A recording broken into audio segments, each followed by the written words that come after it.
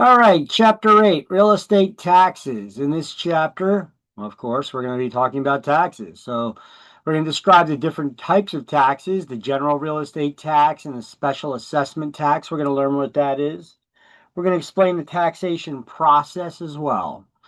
So what are taxes? What are tax liens? Well, taxation is the power of state and local governments to impose or levy taxes to fund the operation of government in a nutshell.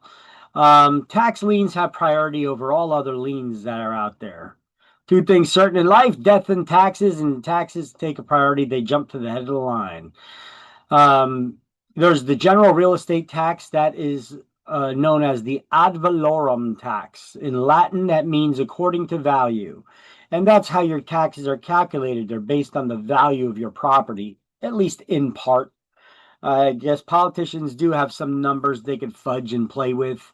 Also, if they want more money out of you, called the tax rate. They could play around with the tax rate because you take the tax rate and you multiply it by the assessed value of a property to get the taxes. Now, let's highlight annual taxes levied on real estate usually have priority over other previously recorded liens. The general real estate tax is the ad valorem tax. And then we have a special assessment tax, which is an improvement tax. Now, this improvement tax is not a tax for improvements you do to your property. The improvement tax is a tax for improvements the municipality does near your property. Only the properties that are in the area near that improvement are going to pay for that improvement. So it's like a one-time tax to cover the cost of whatever improvement it is they're doing, that they don't tax everybody in town, just the people that live in the area of that improvement to fund the improvement. Now, you could pay that all at one shot, or you could pay it in a period of years, over a period of time. And depending on how much money they're taxing you for it. So it when you sell your property, you should have, as the homeowner, paid that improvement tax off. It should not be passed on to the buyer.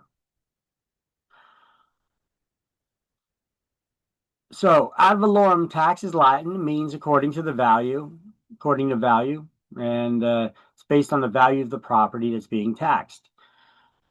So it's used to fund the operation of governmental agencies, and certain residents can take tax deductions. And certain real estate is exempt from real estate taxation. So, what makes up this ad valorem property tax, the general property tax everybody pays? Where does that money go to? Well, it goes to different taxing bodies like the state itself, the counties, and the municipalities. School districts take a large part of that funding, the majority of the funding. I don't know if it goes actually to the districts or just a category called education. You know, um, our education here in New Jersey has slipped quite a bit, and our politicians are not looking to make it any better either. they, uh, they they they take away the requirement for children to be able to write. you know, uh, the script cursive. They took away testing for teachers to see if they have the skills needed to teach. You know, but yet the costs keep going up on education, and our quality of education has gone down. We've slipped a lot in New Jersey. We used to be one of the higher ranking states, and we slipped quite a bit. I think we slipped about 12 spots. That's a lot. Um, let's see. It goes to fund public schools, elementary, high schools, publicly funded junior colleges, community colleges. Goes to money gets taken out of the teachers' checks before it ever goes to their check. It goes directly to teachers' unions. A lot of this money gets tossed out there. Plus, hey, I guess it's a good job, as a teacher. You could retire and get your full pay still, or practically your full pay, when you do retire. What other job offers you that? So, a lot of money goes towards the category called education. Park districts, forest preserves, and recreational districts, and also under the guise of the parks and forest preserves, they even created new taxes for that. Um, we had a 1%, or it was supposed to be 1% tax, but it allowed, when it was created, and it allowed politicians to raise it as they see fit for preserving open spaces and parks. We'll get into that one later. That's a different tax. Water, sanitation, and drainage districts. So our tax dollars go to all of these different things and then some. Everybody down City Hall, where do they get paid? The cops, the fire. Where do they get all the city employees, the garbage men? Where do they get the money? Well, our tax dollars, right? So ad valorem is Latin for according to value, and it's based on the value of the property it's being taxed. It is this general tax that's levied to fund the operation of governmental agencies, which all contribute to that tax rate, which then gets multiplied by the assessed value, which is a value used for taxation purposes. Um, and then it figures, and then you can calculate the tax that you're going to pay. Okay, so I said education tax money is often wasted. So where does the majority of your property tax money go into this category called education? Well, here's a documentary made a couple years back, and they used New Jersey as the as ground zero. There's a couple of documentaries out there, saving Superman and stuff, but this one was called The Cartel. Let's take a look at this little 2-minute teaser. This guy made this years ago, and nothing has changed. It's only gotten worse.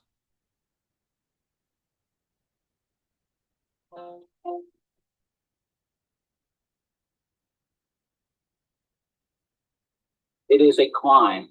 It's not terrorism that's going to destroy America. It's urban public education if we don't do something about it. I don't know where the money's going. The equipment is destroyed. There's graffiti everywhere. The teacher tells the parent, "Oh, this is a good school." When I said, "Lady, your kid can't read or add two and two. What do you mean it's a good school?" Education is a business that has a monopoly. When you have a monopoly, you can do whatever you want. It is virtually impossible to fire a teacher. We had a teacher who didn't have good control over his temper and punched kids, slap kids regularly. You take a stance and you're going to lose your job. They play dirty because there's so much money involved. In Newark, for example, we have, I think, well over 400 administrators making more than $100,000 a year. It's wasteful and needs to stop. That's way over that right now. You got teachers making over that.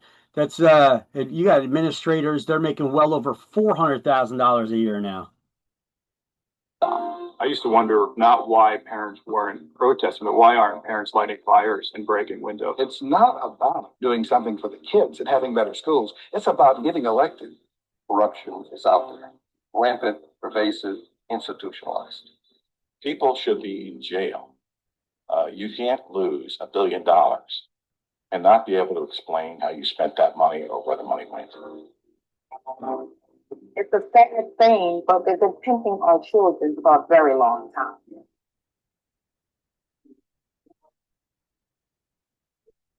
Got to think of some other solutions. Throwing money at the problem isn't working.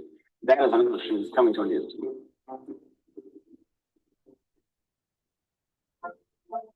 They give respect to these kids, and they show that they care about them. It's a failing situation, dangerous situation. We need to give them immediate relief. Yeah, I have kids who have graduated with diploma from Camden High and the Wilbur who don't know how to read for 12 years. What did you do with that child? What did you do with the money? It's just like, you ever seen that movie, Lean on Me? Yeah. It's just like that. It's just like that, but before Joe Clark. Before the baseball bat. Yeah, exactly. It's sad, but that's where majority of our tax dollars go in New Jersey. to a category called education, but does it actually get down to the schools? We've been spending money on this category of education for years now. I think since the 70s. We've been throwing even extra money at urban schools, but it really has not made a difference in these schools. Why not? Where's the money? Like these guys are saying, what are you doing with the money? Where's the money going? You know. Um, anyway, that's one area where a lot of our tax dollars go. So here's another one, that green space expansion and preservation program I told you about. Now, often when they pass these bills to create new taxes or raise taxes, they put it on anytime you got an election coming up, they put it on the ballot as those side public option questions. And unless you know deep in the weeds what that public option question is truly about, not just by reading the little blurb that they write there, but if you truly don't know what it's about, I suggest you always vote against it, no matter what it is, because they're usually trying to get something by on the taxpayer. Everything from those cashless bail, which cause crime to rise, and almost immediate harassment and death by stalkers of people, to raising taxes or creating a new tax, which then the politicians can raise on their own without coming back to us as the people. But they're too much of cowards to say, oh, I created this new tax. I'm the one responsible for this new tax. So you guys ever hear this one before? The Green Space Expansion Program? You've probably seen signs around for it. Anybody ever see this? It was sold to us as a new tax that would be used. They would use the money to preserve parkland and open space by buying land or rights to other people's land to prevent further development. This is how it was sold to the taxpayer on the ballots and on public option question during those elections several years ago. In some cases, there are beautiful parks that were made or improved. In others, it's land that looks like what you're going to see in the coming slides. Oh, I just realized I found another, there's another one that I could have, I got to find that image and put it on here. And in others, there was money just used that was handed over to rich people. When they fully develop their land, they have no intent on building any more structures on their own land. The politicians throw money at the rich people and say, here, we're going to buy your rights if you don't plan on building anymore. We're going to buy your rights to build any further on your property. And they're like, okay, well, you don't plan on building any new buildings on our property, so you're going to give us money to make sure that we don't do that? Okay. So they're throwing money at people who got a lot of land so that they don't build on them, and that's under the guise of preserving open space and parkland. As you can see, it's big, just fat money giveaways. And even a lot of the municipalities have been taking money for this. I live in London, right next to the vocational high school that's across the street from the high school. There's a big grassy area, I guess, where the ROTC practices their drills and bands and all that stuff. But then the city of London years ago, when this first came out, they decided, hey, we're going to take a payoff. Let's look at some land that we don't plan on developing on, and we'll sign the rights away on that, and we'll get a boatload of money that we could blow on something. And they did that. And now they put up a big sign on that grassy area that they were looking to expand the high school now and build all the way over there. But wait a minute, they signed the rights away. So what's the penalty? Well, the penalty is you got to pay all that money back plus a fine. And the city's like, okay, so what? Where do they get the money to pay fines and pay back all the money? Tax money. Taxpayers, right? They just raise your taxes some more and pay it. So they enjoyed the money before, then they want to use the land now. Oh well, we'll pay a fine, we'll pay the money back, and then we'll be able to raise the tax dollars, get more money, and to cover that. So this is the cavalier attitude that politicians often have, So it's your money, it's not theirs.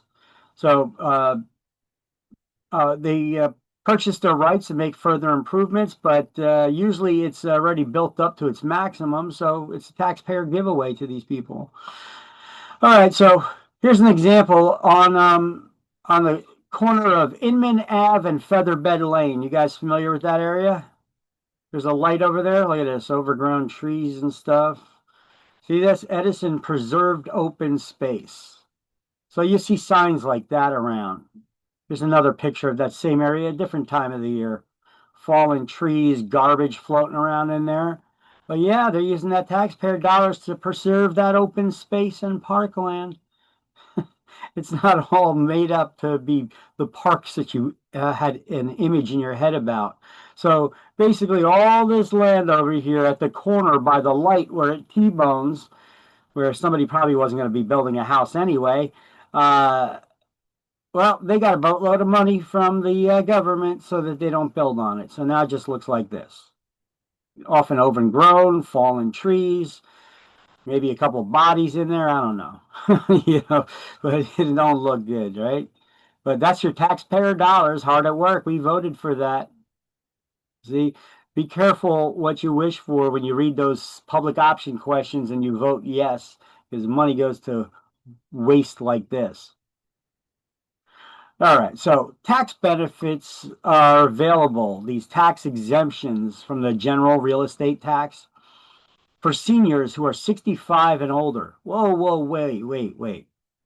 So far, most of the things we've been reading about and benefits we've been reading about, seniors are considered to be seniors when they're 62, right? How come all of a sudden when it comes to giving them tax breaks on the money, you're not a senior until you're 65? Notice how they slip that by? So when it's coming out of the politician's pocket, well, not out of their pocket, but when they have to part with some of your money, it's going to cost them something. That's when all of a sudden you're not a senior until you're 65. It's no longer 62. So that's basically the way that it works here. So seniors 65 and older who meet income requirements for their primary residence and residence requirements may make annual deductions up to $250. So generous.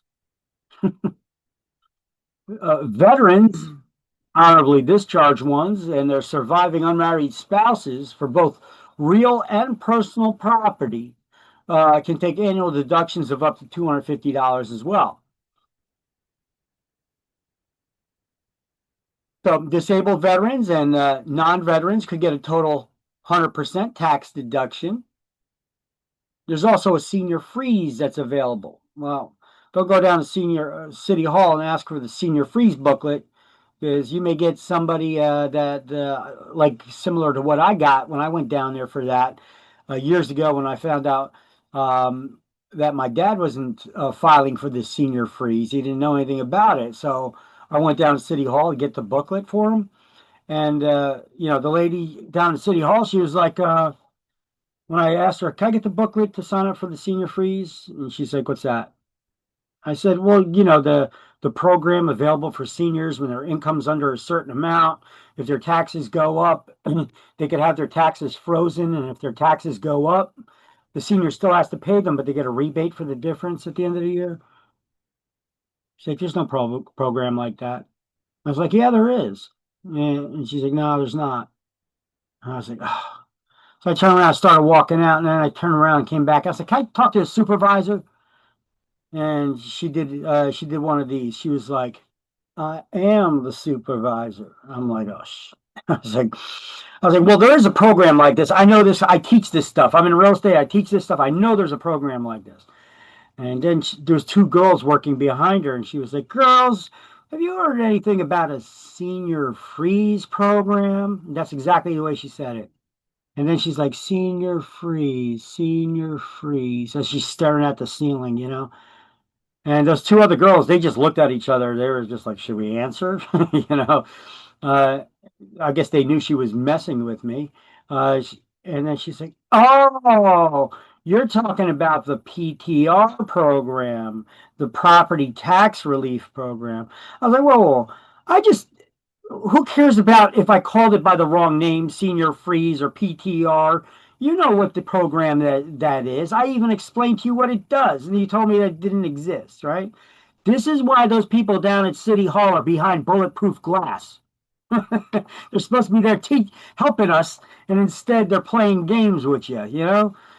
This is ridiculous. So anyway, I got that booklet eventually, but now I found out you can get it online. So I got resources for this on these slides about where you could get that PTR booklet if you know anybody who's a senior that could benefit from this. There's a lot of programs in New Jersey. So this is just the ones over for seniors and veterans for $250. But if they're disabled, whether they're a veteran or a senior, they could get 100% tax deduction and not pay any property taxes. So the Senior Freeze or PTR program, it even says Senior Freeze on the booklet still. Certain residents may make annual deductions from any increase in property taxes. For seniors 65 and older, certain disabled persons for their primary residence, not for investment properties, which they need to have lived in for the last 3 years in order to meet the requirement. If they meet the income requirements, which is currently $168,268 this year, if their income is under that, which that's a lot of income right there, this amount varies with the state budget annually.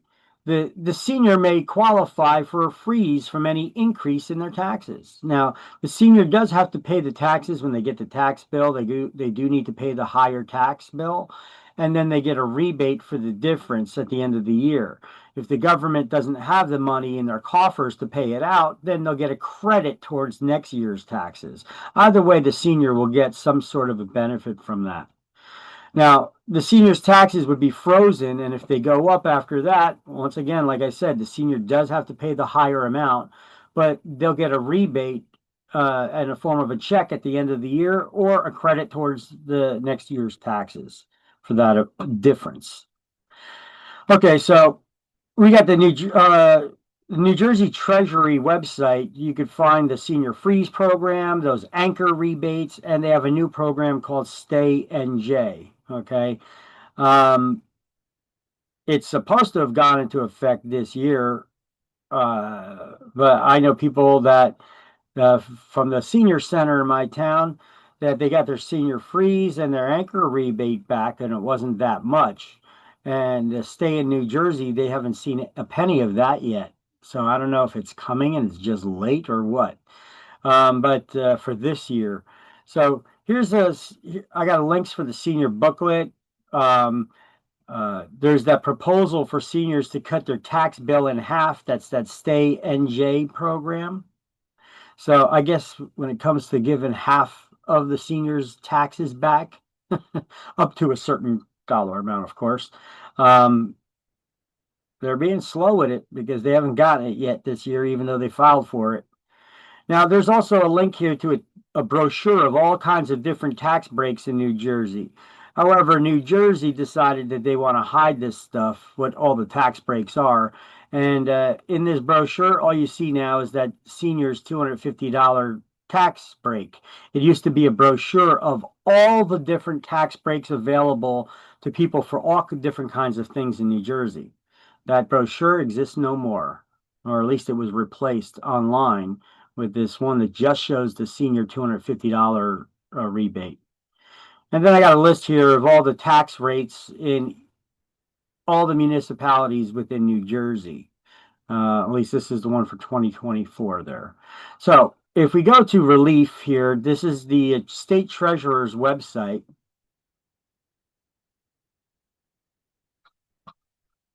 All right, so as you can see on the state treasurer's website, you guys see the website, right?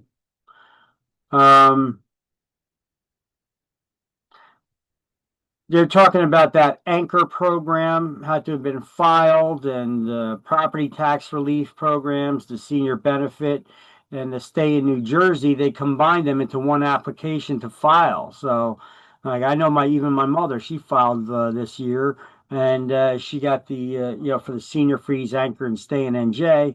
Stay in NJ, she didn't get that money yet because that's supposed to be a lot more. Anyway, they got one application for all three of those, and then here's some different programs. You got the property tax reimbursement, you got anchor program, you get the stay in New Jersey for seniors. Okay, so what is that program about? Because it's expensive for seniors that are now retired to have to still pay taxes in New Jersey. We got the highest tax state in the nation. So it reimburses applicants for up to 50% of their property tax bill for up to a maximum of $13,000 with a 2024 benefit cap of $6,500. So basically, if your property taxes are up to $13,000, you could get 50% of your money back, up to $6,500 rebate. Okay, I don't know any senior that's got that yet today. Even though they filed it for it through our city's recommended accountants for free. They did those free tax preparations for the seniors in town. Well, I don't know. They still haven't gotten those benefits yet. I got to look into that. So to qualify, you must own and lived in your home for 12 months in 2024 and have an annual income below $500,000. If you made pilot payments in lieu of tax payments to your municipality, you're eligible for Stay NJ benefits. Mobile homeowners are not eligible.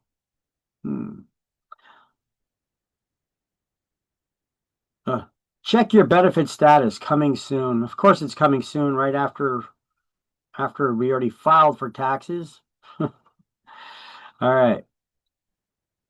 So anyway, there's all kinds of different property taxes that are still available. A few more of them are listed here, but it's not a list of all of them. You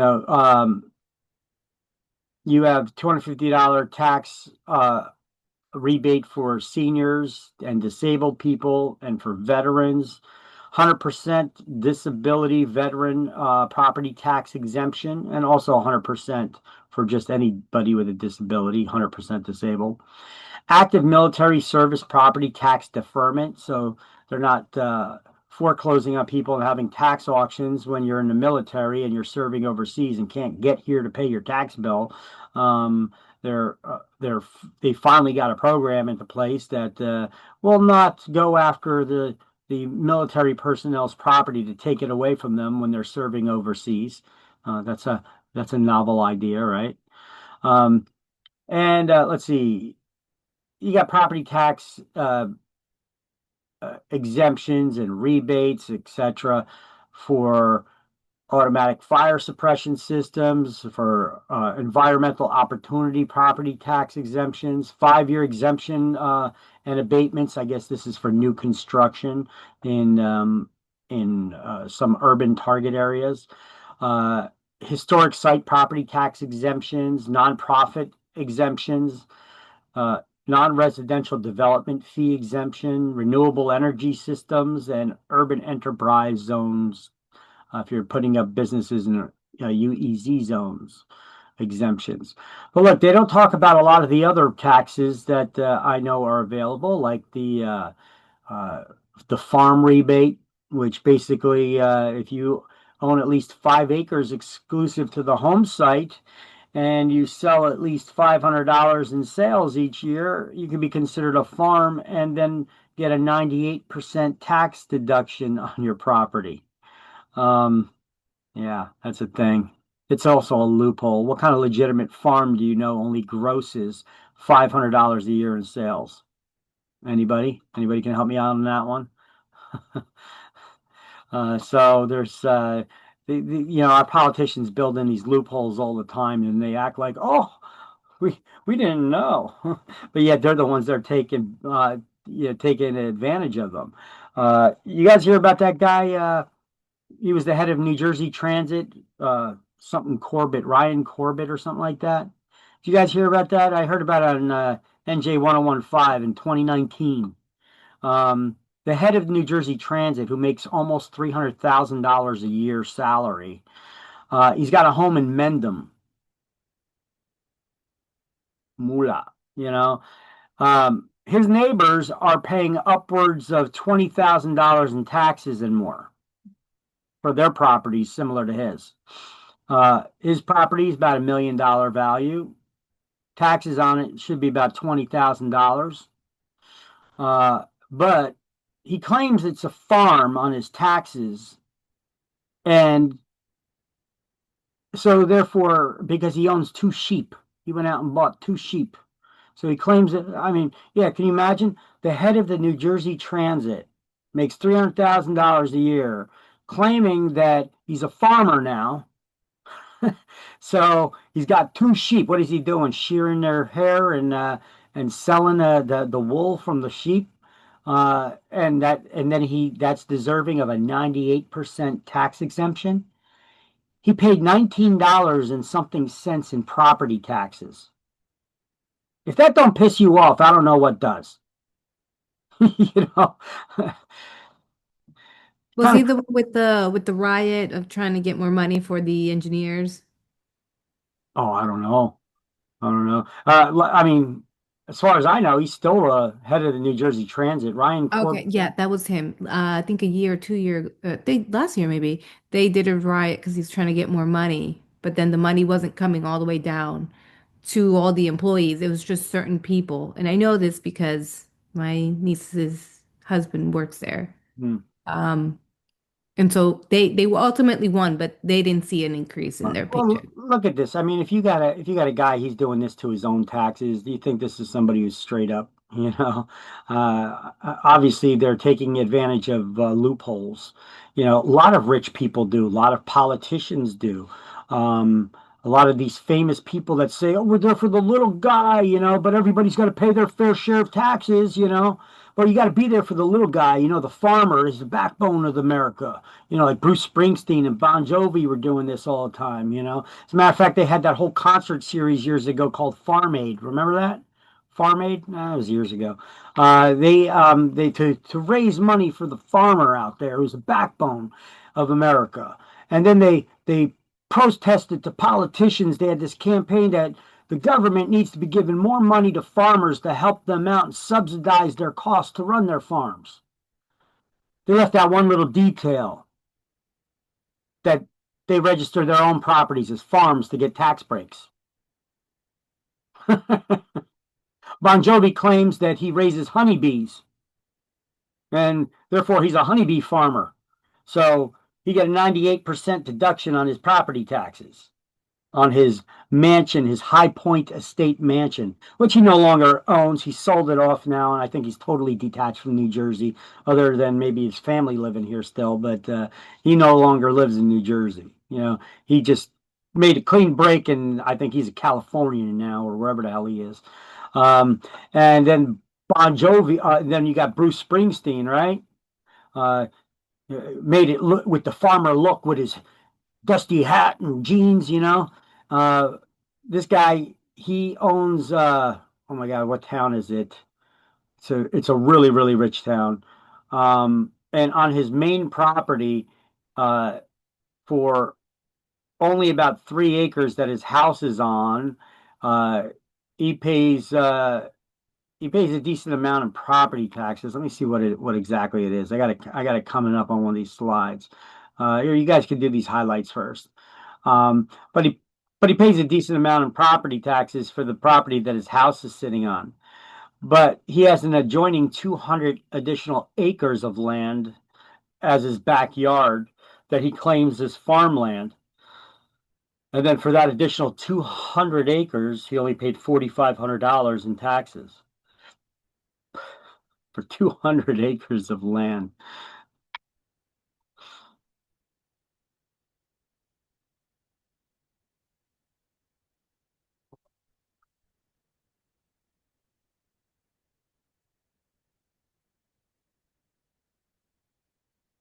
Interesting thing here is they also show that for tenants, for renters, they estimate that about 18% of their rent goes, the landlord uses to pay the property taxes on their properties.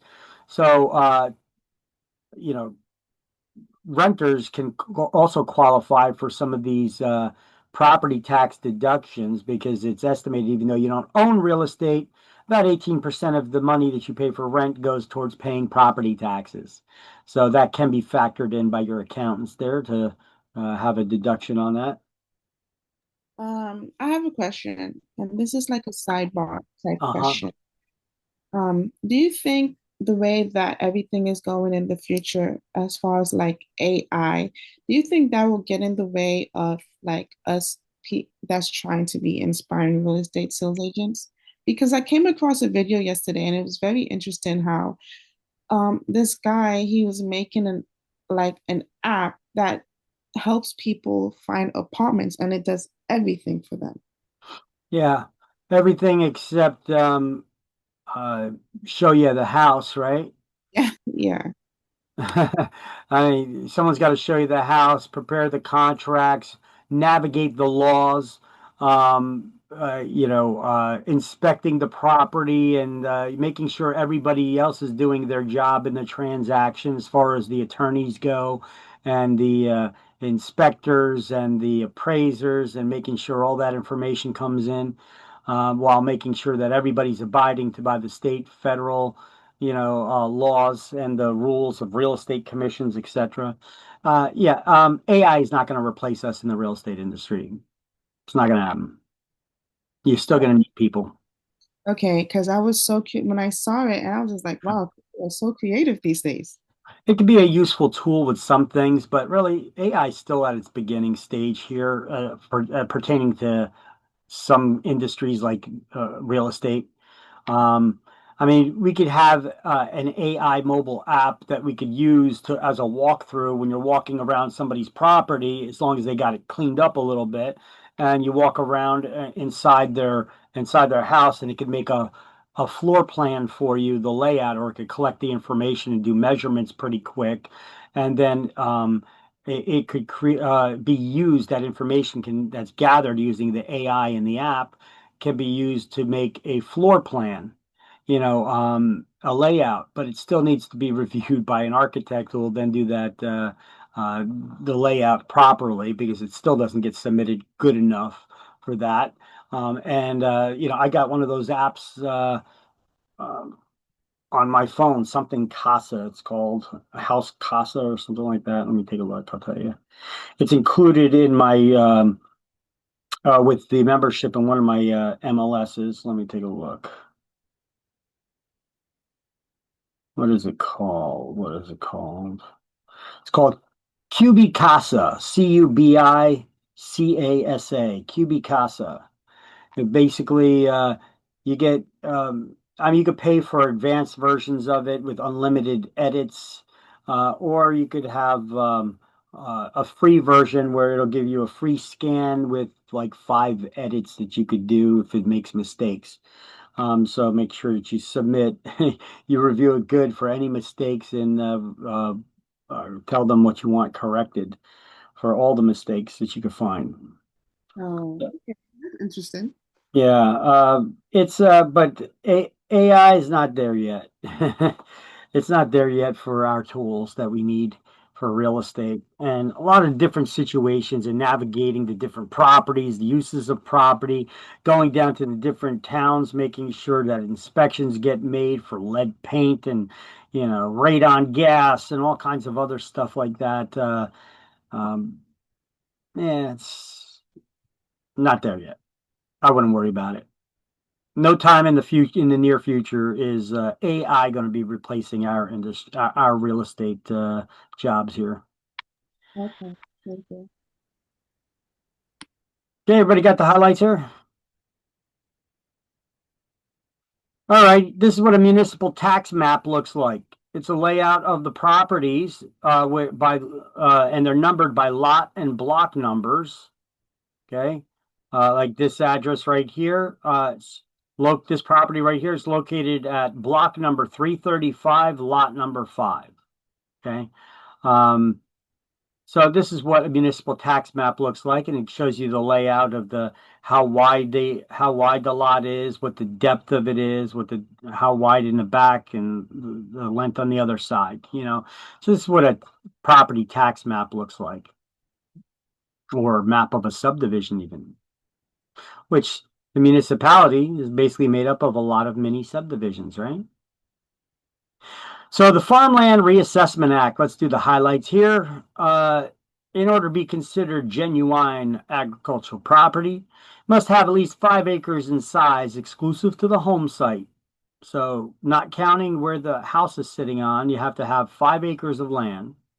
It must earn at least $500 a year in gross sales for that first 5 acres. Tell me what kind of legitimate farm is only grossing $500 a year in sales and still staying in business? I mean, how do you live? That's if you have no workers. How do you live off of $500 a year in gross sales? I mean, the water bill, the sewer bill, forget about seed and feed and gas and machinery and all that equipment and stuff. $500 a year in gross sales? This sounds to me like a fake farm.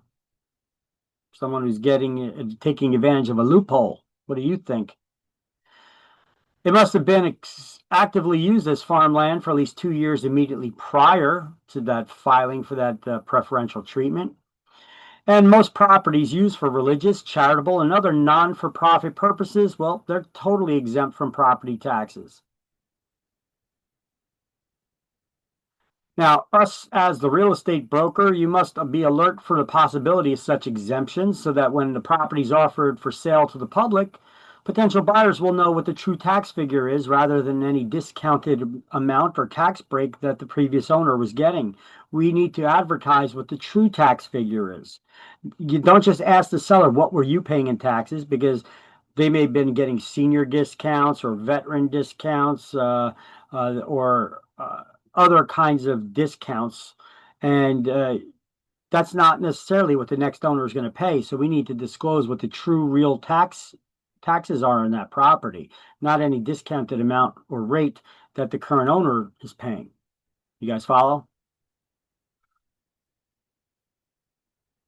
Here's that example. So if you have a house, you don't count the land the house is sitting on, but the additional land has to add up to at least 5 acres in order to qualify for that favorable treatment as farmland and get that 98% discount off of your taxes. Now, farmers do need this, legitimate ones. The thing is, we got so many damn fake farmers out there because the politicians built in these loopholes. They're probably registering their farms or their properties, their estates as farms, and they're getting these tax breaks as well. I'll show you a list of a bunch of politicians that I found from the past. I got to update the list a little bit that took benefits of this, and it's across the boundaries. Republicans, Democrats, they all do this shit. Excuse my language.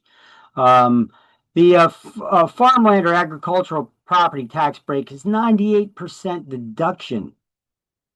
It must gross at least $500 a year in sales for the first 5 acres for wetlands and woodlands.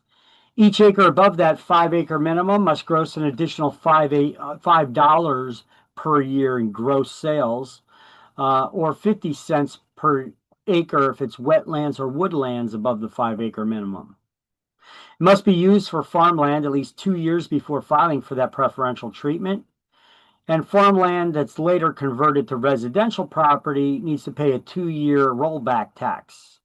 This is what builders usually look for farms and former golf courses so that they could turn them into their developments. And because if they seize that farmland, they know it's already registered as farmland. They pay practically nothing in property taxes while they just hold on to it for a while till they finally decide that they're going to develop it. This is why they like to seize farmland. Maybe in Cranberry, that's why they're trying to get that property, that prime real estate that's also that family farm, instead of just taking one of the abandoned warehouses in the area or several of them and build on those properties, because they're not registered as farmland and they would have to pay the actual taxes and not a deducted rate. Another reason why they're probably doing that. Okay, so Here's some examples. Here's that head of New Jersey Transit. He earned $280,000 a year, and he only paid $19.42 in property taxes, so less than a $20 bill for his house in Mendham, because he had it registered as farmland because he owned 2 sheep. So that was Kevin Corbett in 2019. Made $281,000 a year.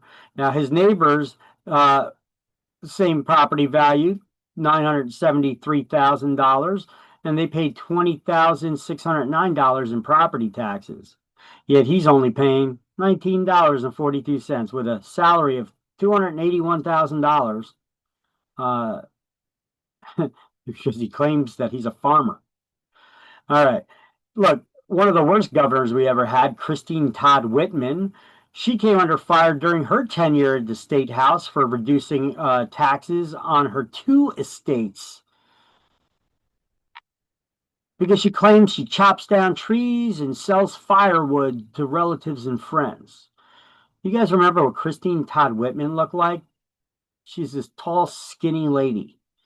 There's no way in hell she's out there chopping down trees and cutting firewood to sell. She's probably just claiming that she sold some firewood, paying the taxes on the $500 in gross sales so that she could get the tax break of 98% off of her estates. Then you had, look, she was a Republican, and then you have Democrat Ellen Karcher, back in 2007, saved tens of thousands of dollars in property taxes on her property in Marlboro by selling about a half dozen Christmas trees a year. Okay, so another one that's chopping down trees. Those farmers.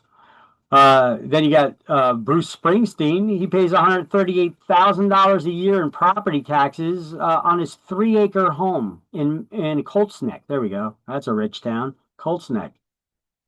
However, he has an additional adjoining 200 acres to that he claims is farmland that he only pays $4,600 a year in property taxes on. Then you got Bon Jovi. He's got that Navesink River Road mansion, or got its own name, called the High Point Estate, worth over $20 million. He only paid $104 in property taxes. So Jeff Tittle, the director of the Sierra Club, this is a one of those environmentalist groups, the Sierra Club, if you never heard of it. So Jeff Tittle of the Sierra Club, New Jersey chapter, when people were complaining about Bon Jovi and Bruce Springsteen, they did all those concerts to Farm Aid to bring awareness to people about the hardships of farmers and trying to get more aid for farmers, and then it turned out that they were farmers. It came out that they reduced their tax bills tremendously. Well, after that, politicians said, okay, we got it under control. We understand there's a loophole there with that $500 requirement, but so we're going to fix it. So you know what they fixed it to? They raised that amount to $1,000 a year in gross sales that the farmers need to do. However, on your exams, you're still going to study $500 a year, okay, in order to be considered genuine agricultural property, because that's the amount that applies to wetlands and woodlands. So it can be considered a farmland if it grosses only $500 a year, even though they raised it to $1,000, which is still a joke. So Jeff Tittle, the director of Sierra Club's New Jersey chapter, called the $1,000 figure a sham reform and said minimums should have been increased to $10,000 or a little bit less. I think $10,000 is a joke too. What kind of legitimate farm is not grossing at least $10,000 a year in sales? That's before your expenses. That's still fake farms. It should be like $1 million. And any farm that grosses in sales less than $1 million a year can fill out a one-page document to explain, under the penalty of perjury and jail time, why they should be considered a legitimate farm. Something like that would kind of dissuaded Quick some question. of the farmers. Yeah. Are we using the word farm as in just the actual plot of land, or are we using the word farm as in what activities are actually happening on the farm? Well, look at this guy. Head of New Jersey Transit paid $19.42 in property taxes because he claimed it as farmland because he owns 2 sheep. You could be given pony rides, still a farm. You got the former governor. She cut down some trees, and so she claims that she's selling firewood. So that's a farm. It doesn't necessarily need to be agricultural where you're growing crops. You could have cows and horses. Bruce Springsteen, he's got horses and he pays a part-time farmer to the far end of his property to do a little garden for tomatoes. Right. I was just trying to determine the correlation between the size of the farm, the activities on the farm, and the minimum that should be paid in terms of whether or not you are doing, because you mentioned that, it should be higher. But if I'm not necessarily producing or it's not a high income generating farm, how do I then reconcile with the higher amount? Should I not be producing such high amounts? Well, is it a legitimate farm or not? Then becomes the question. Why do you need this favorable tax treatment? What is the farm doing that it should be classified as a farm that you get 98% deduction on your property taxes? Right, that's why I was asking, is it farm as in farmland as a designation versus farm as in activity? It's a big loophole in New Jersey. So they don't get that Okay. deep into the weeds as you think they would. They should, but they don't. Bon Jovi, you think he's a farmer? I mean, the guy, he claims that he raises honeybees, and so he sells honey, jars of honey. You think Bon Jovi's in the honeybee business, in the honey business, selling honey? I mean, look, he could have, some of those bee plants, those bee boxes, and then, he makes some honey as a hobby for his family members. That's probably more realistic. I don't see this guy out there charging people for jars of honey because he's so desperate for money. He needs to, risk being around all those bees. So I don't see Bon Jovi as a honey farmer on his estate, but he gets that 98% tax deduction on the property because he claims that he's a farmer. Um, Bruce Springsteen, it's more about his horses on his house in Colts Neck than anything. He also does have at the far end of his farm a part-time farmer that raises some tomatoes for him, but some organic tomatoes. But it's by far not the entire property that's being used for that farmland. But yet he pays $4,600 in taxes on 200 acres of land in Colts Neck. Let's see. So after the farm spokesman for part-time farmers pleaded to keep the minimum at $1,000, and after reviewing an old study completed in 2008 by Rutgers University Agricultural Experiment Station, they found that if the minimum of the gross income to the farm was raised to $10,000, the state would lose about 39.3% of their farmland in New Jersey. Wow, thank you, Rutgers. You just told me approximately 39.3% of the farmland in New Jersey is consisting of fake farmers. What kind of legitimate farm is only grossing $10,000 a year in sales? Who can live off that? Let alone that be the total gross sales for the farm? Come on. That's a perfect example of a fake farmer. You can spot that amount. Common sense would tell you that. Who's living off it? That's below poverty. And that's not even talking about paying for the water, the water bill, the seed, the feed, or whatever it is that your farm actually does. you got to put some money into that farm, right? You're not spending $10,000 a year to maintain that farm. That's fake farmers right there. 39.3% of our farmland. And that's just the ones that don't gross up to $10,000 a year in sales.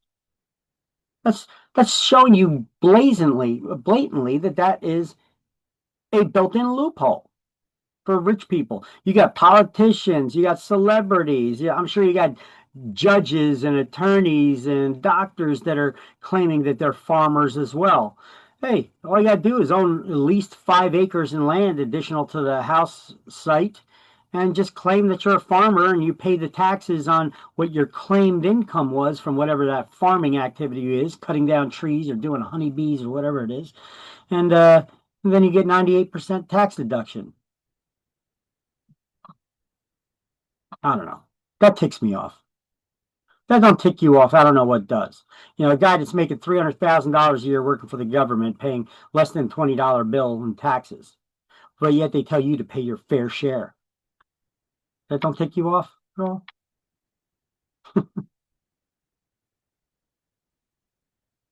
All right, so who qualifies for favorable tax treatment in New Jersey? Once again, seniors making they get that $250 deduction. Same thing with veterans and their surviving unmarried spouses. What does that mean? It means that the veteran had died and the spouse is surviving and they did not get remarried. Okay. Farmers, they get that 98% reduction in property taxes. And then 100% total exemption from property taxes are religious groups, charities, nonprofits, disabled non-veterans, and disabled veterans and their surviving unmarried spouses. Okay, so you may want to study this slide right here where I got a list of everybody who gets those different kinds of tax benefits, tax deductions. You'll get some kind of question on exam about who gets or who does not get favorable tax treatment in New Jersey. Do you see anywhere here a list? Do daycares get favorable tax treatment? Do schools? Not unless they're public, but no, they don't. I don't get favorable tax treatment. You know, I got a triple net lease. I'm renting 5% of the building that I'm in. I'm paying 5% of the property taxes. I'm not getting any breaks on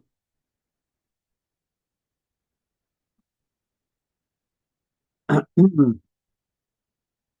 So special assessment tax, once again, this is not for improvements that the homeowner does to their property, but for improvements the municipality does around the area of your property.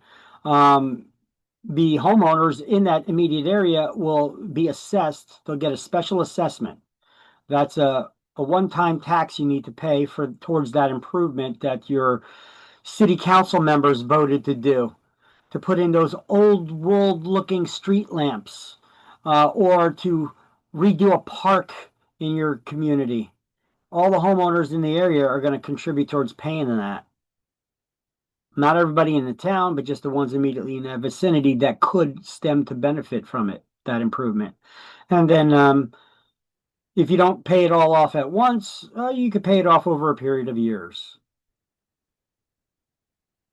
So important for us to find out when we're selling property and getting a listing, asking the homeowner, are there any unpaid special assessments that are still outstanding on your property?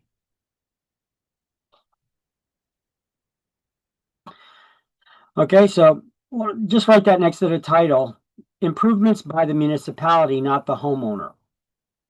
And then highlight the first sentence, special assessment taxes that require property owners to pay for improvements that benefit the real estate they own.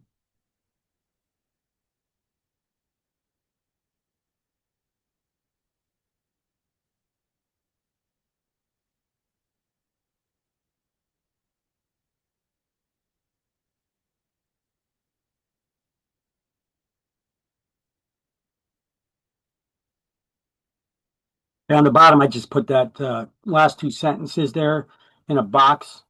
Basically tells us that we need to be aware of what the actual property taxes are on the property, not any discounted rate that someone may be paying when we get a listing.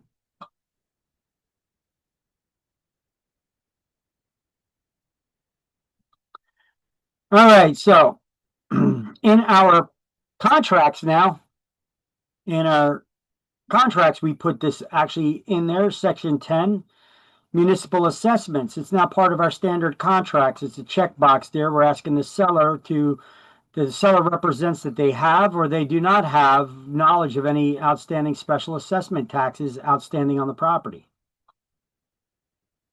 By the way, condo associations can issue special assessments for all the individual unit owners, just like the municipality would, right? So if a condominium complex, they decide that, hey, they want to replace all the windows and storm doors or redo the walkways or something like that, they could issue a $10,000 special assessment to every unit owner here to do those improvements, okay? You can pay it all at once, or you can make it in several payments, or you can pay it over years to make it more affordable for you.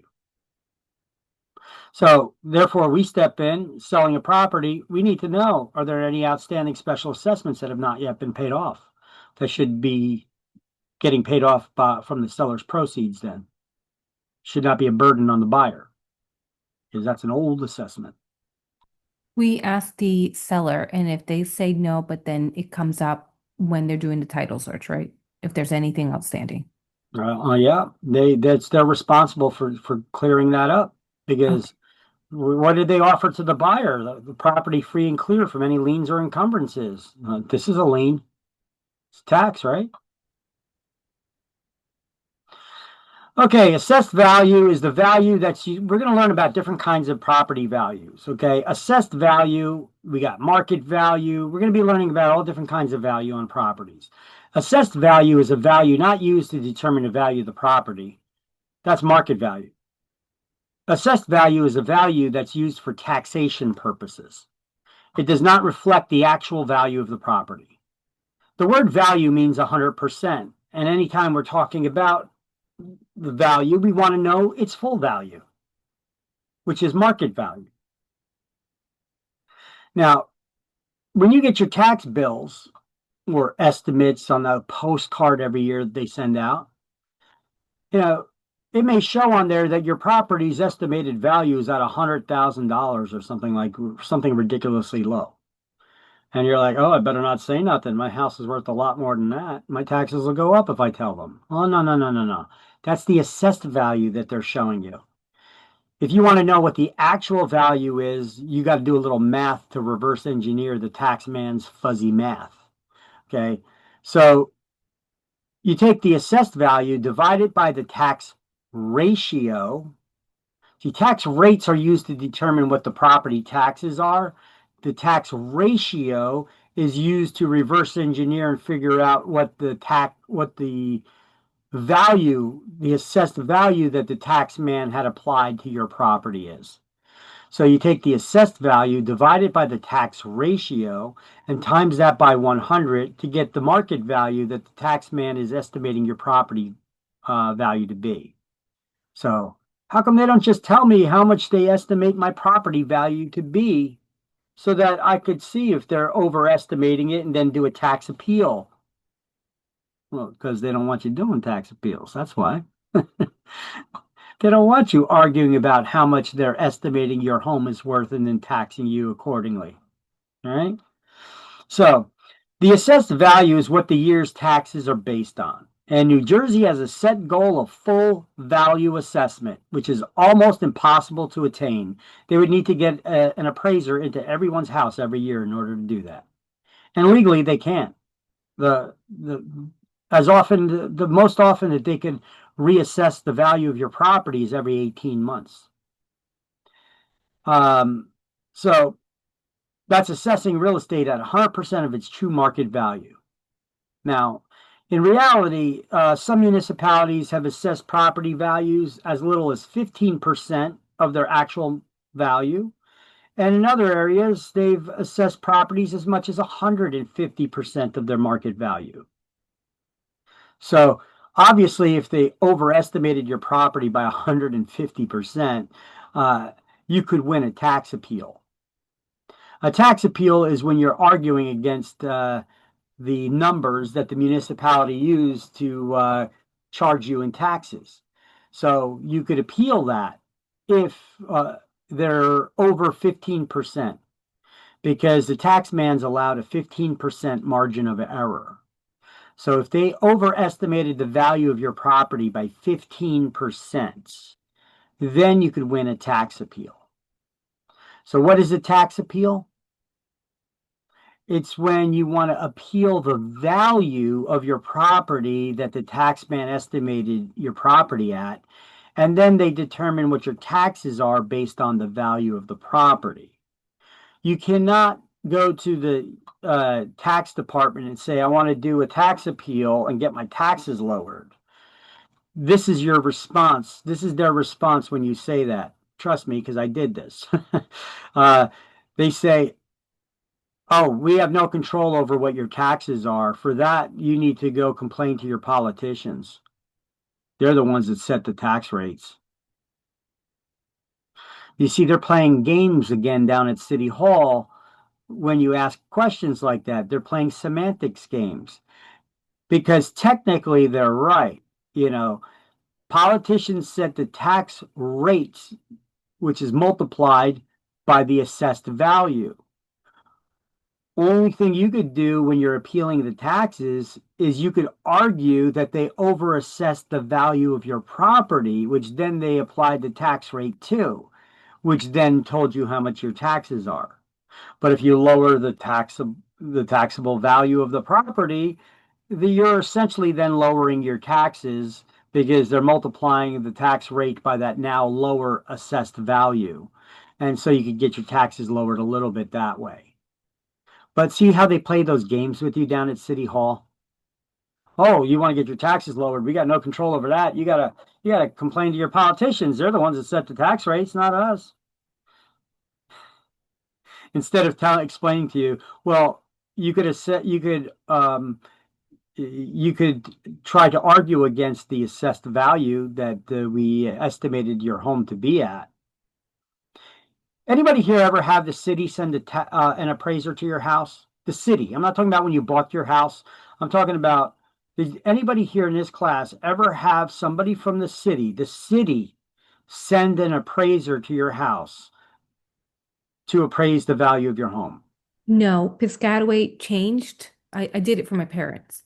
They sent a letter and they said that if they didn't do call for inspection, they were going to automatically imply that they had improvements done to the home. So it was going to go up based on a general percentage. But if they did the video, like take a video of the interior and then had an assessor come in and go to the backyard and see the outsides for improvements, then they were just, if they didn't do that, they were going to get automatically charged an increase in their property taxes. Oh, so your home is worth more unless you argue it. Unless you do what they say. Yeah. Piscataway is so effed up. You know, Piscataway is one of these towns where so I guess you're familiar with how they do their fire inspections? I didn't do that for my parents. Listen, this is how Piscataway does fire inspections. Most towns, you apply for a fire inspection when you're selling the property or buying a property, right? There has to be a fire inspection, the CO and fire inspection. So you go down to the city and you pay the fee, and then an inspector usually comes out to inspect your property, right? Well, and that fee is usually like maybe $30 or $35, right? In Piscataway, it's over $100, and then they give you a booklet so you could do your own inspection. You become your own fire inspector. It's the dumbest thing. I've never seen such a ripoff of the taxpayer. You know, you're supposed to be doing it for safety reasons. Now you're giving the person a booklet and says, okay, well, here's a drawing and a diagram of a typical interior of a house. Here's where a smoke alarm or a carbon detector should be. Where a fire extinguisher should be, or whatever, you know. And they leave it on you to do your own inspections. And if any of your inspections prove wrong later on, somebody gets hurt, you could get sued. It's crazy. So, You never had an appraiser come to your house from the city? City never sent out an appraiser to anybody's house here? It's amazing. How do they raise your taxes every year then? How do they raise the estimated value of the home? Well, if you look at the neighborhoods, most municipalities do actually send out appraisers to do a revaluation, but they don't go to everybody's home. Most neighborhoods, all the houses in the neighborhood are approximately the same size, approximately the same architectural style. So they'll do a sampling. They'll take just a couple of homes in the area and they'll do an appraisal on them. And then they estimate all the other homes in the area are the same. So hopefully that little small sampling that they did was not of homes that have been recently remodeled and redone and are gorgeous inside. Otherwise, everybody's going to get their values of their homes assessed based on that information. And if you never did any improvements or major rehab to your house, your property value is probably going to be overassessed. But the tax man's allowed to overassess your property values by up to 15%. As long as they're within that threshold, you won't win a tax appeal. If they're 15% or over, well, you could win a tax appeal, get your property taxes, get an actual appraiser sent to your house, and then you could appeal the assessed value that they applied to your house. And then if in effect get your taxes lowered by that, because that's the number that they multiply the tax rate by to calculate your taxes. So periodically municipalities must have a revaluation, and outside appraisal firms hired to assess every rateable. A rateable, highlight, is a taxable property. A rateable is a taxable property. And then I wrote this down here at the bottom of the paragraph. A list of all the ratables is called an assessment roll. So now the municipality can just add up the right column, that's your property taxes for all the taxable properties in the town, and they can see what their city budget is, not counting the money that comes in from other things like police activities and permits and fines and penalties and stuff like that.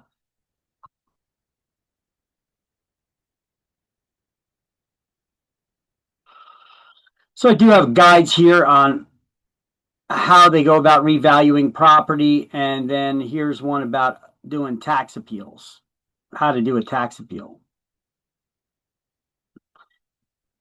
I live in Union County. For me, it's pretty easy. They put the whole system online for anybody who lives in Union County.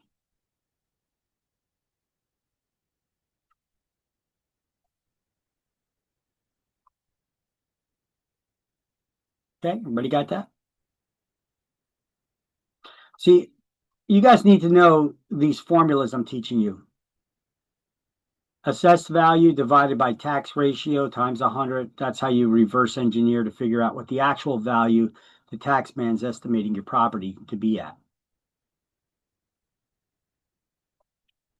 They send the assessed value, the actual number. Where can you find that? Postcard that they send to you every year that says this is not a tax bill. Oh, And yep. I see you know those. what I'm talking about? Yeah. It shows this is the land value, this is the improvement value, this is the total value. This Yep, is I what did. your last year's taxes were, and this is what this year taxes are estimated to be at. Yep, I saw that letter. Yep. Yeah.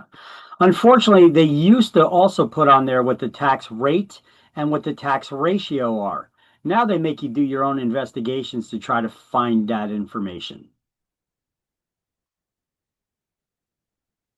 A couple of slides ago, I had a link that showed you where to get the tax rates for your municipalities. As far as the tax ratio, you need to check with your individual municipality, or hunt around on that state treasurer's website. It should be somewhere there. I haven't been able to locate it yet. They relocated everything. Okay, so an equalization factor. We have some richer areas of the state and some poorer areas. So to make sure that some counties are not paying their, to make sure everybody's paying their fair share, not being overtaxed or undertaxed, the state calculated a formula to come up with an equalization factor. So the assessed value of each property in the area is multiplied by an equalization factor first, if there is an equalization factor for your municipality. And then the tax rate is then calculated and applied to that. So that formula we had on the previous slide, well, that was to figure out the value of the property, actually. But when we're calculating taxes, which will be up on the next slide, I think, coming up, if there is an equalization factor there that's to be used, you need to calculate that equalization factor in first. Okay.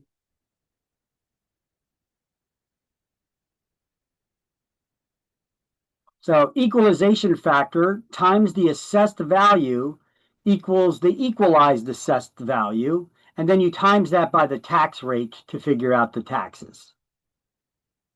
If they don't give you an equalization factor, well, then you just take the assessed value times it by the tax rate to get the taxes. A mil is 1/1000th of a dollar or a tenth of a cent. In any case, it's 3 decimal points. So maybe on the next slide somewhere we'll highlight that. But you need to know what a mil is. It's almost always on exam. A mil is 1/1000th of a dollar or a tenth of a cent, or in any case, it's 3 decimal points. Okay. On this page 138, we're going to highlight real estate located within the jurisdiction of the taxing body is called an assessment roll. So a taxable property is called a rateable, and a list of all the ratables in the municipality is called an assessment roll.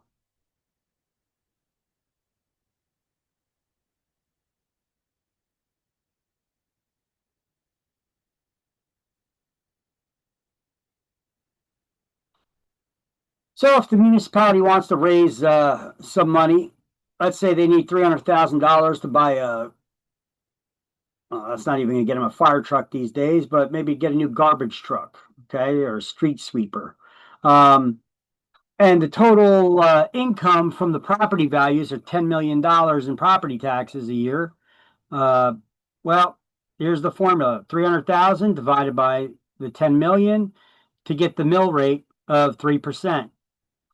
So then they would use that number to figure out how much they need to jack up everybody's taxes to collect that additional $300,000 in the budget to fund the operation of government.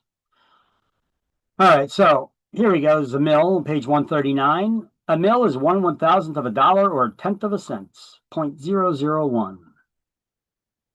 So 30 mils is per $1 of assessed value, or $3 per $100 of assessed value, or $30 per $1,000 of assessed value. Now, New Jersey uses per $100 of assessed value. However, you got to read what the exam question tells you. If they say per $1,000 of assessed value is your way to calculate the tax, well, then you do it that way. So if it's a $300,000 property, how many thousands are there in 300,000? 300. And then you times it by the $30 to come out with the figure. So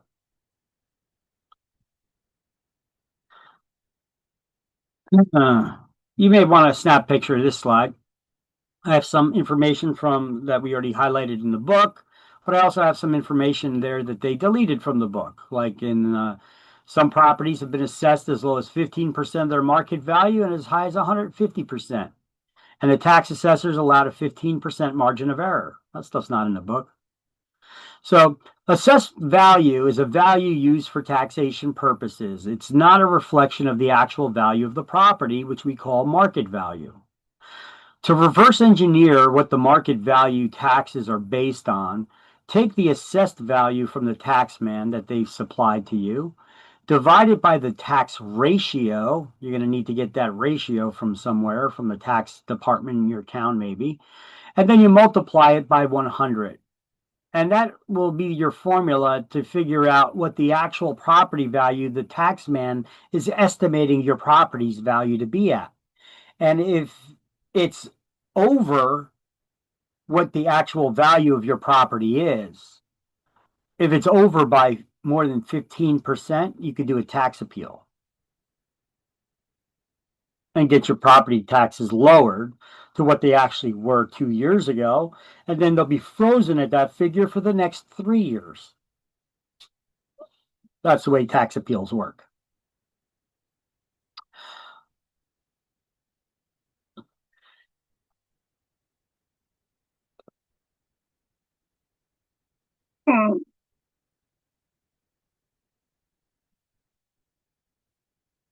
All right, so how do you appeal the tax value? Well, an owner can dispute the value of the improvements to the real estate, not the value of the land. This is why when you get your tax bill, they separate the value of the land and then the improvement, and they give you the total taxing bill. Because if you're going to appeal the value, the value of the property for taxation purposes, well, as a general rule, land does not depreciate, except in extreme circumstances with like contamination and things of that nature. But otherwise, land does not depreciate, so you cannot dispute the assessed value of the land, only the value of the improvement on the land. Because the improvement can fall apart if you don't do repairs or improvements and such, right? So a rateable is a taxable property. An assessment roll is a list of all the ratables in the municipality, all those taxable properties. See, I got all the terms and definitions and formulas you need here. I got the links here, how to file a tax appeal in New Jersey, the tax appeal guide, and understanding how valuations work. If you like, I could share those links with you. I mean, they are in the class links Word document, but I could share those links that I'm going over right now with you.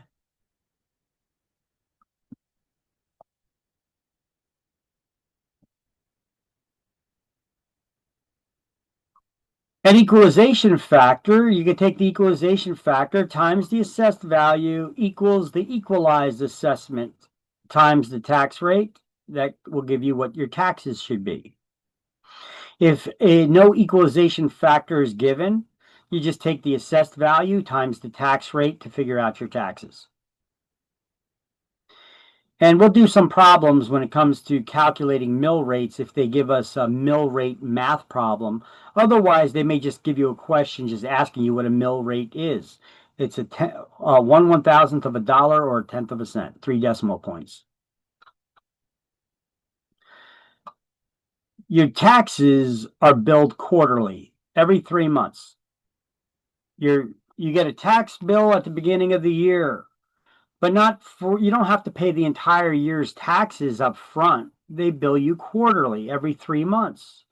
But come December 31st at the end of the year, if you still have not paid your taxes in full, the tax assessor in your town, the tax collector in your town, will start sending you notices. You're delinquent in your tax payments. You could start facing legal ramifications and late fees and penalties.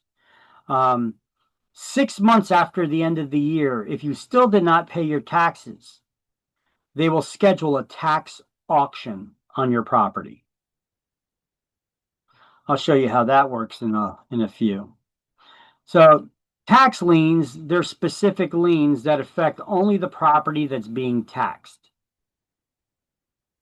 Now, I have a link here to a free tax record search. However, with the passing of Daniel's Law in New Jersey, which this is a law that needed to be passed because of all this activism. I got this huge air quotes here for activism that's going on with all of these radical groups out there that they claim activism and protesting is breaking store windows and robbing stores and assaulting people, killing them, raping them, or going to politicians' houses and banging pots and pans outside of their, or even Supreme Court judges, and banging pots and pans outside of their homes because you're for whatever it is the cause is that you think it justifies all of your radical activities. Well, it ended up in a judge's son being murdered by one of these activists who knocked on the front door. When the door opened, he got shot. So his name was Daniel. So this New Jersey judge, she pushed to get this Daniels law passed, which basically allows those in law enforcement, that includes judges, attorneys, police, etc., to have their records removed from public records because they keep getting doxxed by these groups. Like you guys see on Antifa every other day on the news, they're out there rioting or trying to protest against ICE, our immigration enforcement. And that's law enforcement. And they're out there causing all kinds of havoc.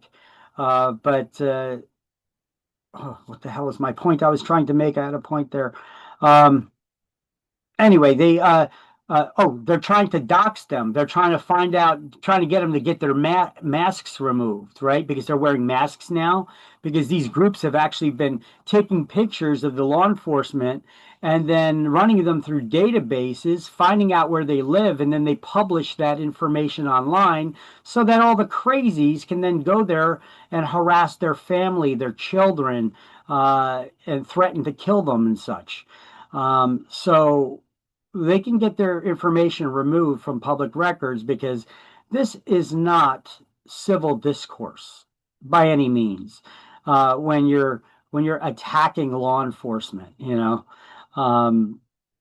so either way, we now have Daniels law. So this free tax record search system used to be able to search all 21 counties in it, but you can't do that anymore. You have to go to each individual county to search because they don't want to be responsible if one of the counties in their database did not remove somebody's information and then they end up getting hurt or violated, so then they're in violation of the law. So they want to only be responsible for their own tax system. So here's that free tax record search. I created a tinyurl.com/NJ tax search. Look, every MLS that you're going to be a member of is going to give you access to at least one good tax record search system that searches all 21 counties. But that's ones that are getting paid for a fee. The counties themselves, they used to post them up. If you want to see a list of all 21 counties taxing board links to their websites, you could go to njactb.org. Here, I'll click on this. And this gives you a link to all the different taxing bodies in all the counties in New Jersey, all 21 counties. And you could click on any one of them. Let's click on Essex here. And it takes you to their website. And then you got to hunt around a little bit. Municipal assessor and collector directory, forms, minutes. Okay. Assessment appeals, tax rates, abstract of ratables, revaluation, record search. Okay, so you could do a record search by clicking on that. Oh no, that's just general record searches. My bad. That's not property tax. Regular tax appeal deadline. Let's see. Maybe they'll have it listed here somewhere. Municipal tax rates.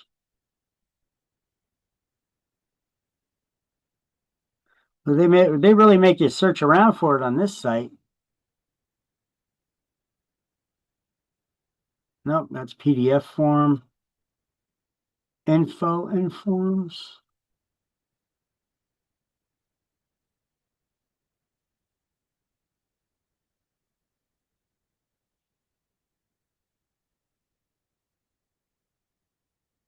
Wow, this site don't make it easy to find. They have a lot of information except for the availability to search the tax records. Well, I guess if you're looking in Essex County, you got to try to find the link from them. It says record search here. Record search.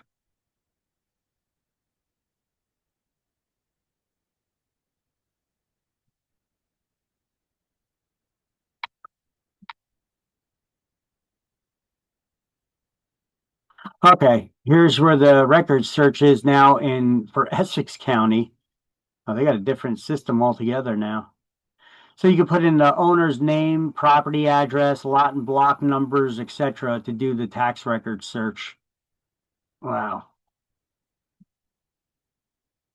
I don't like that system. Anyway, or you could go to someplace like you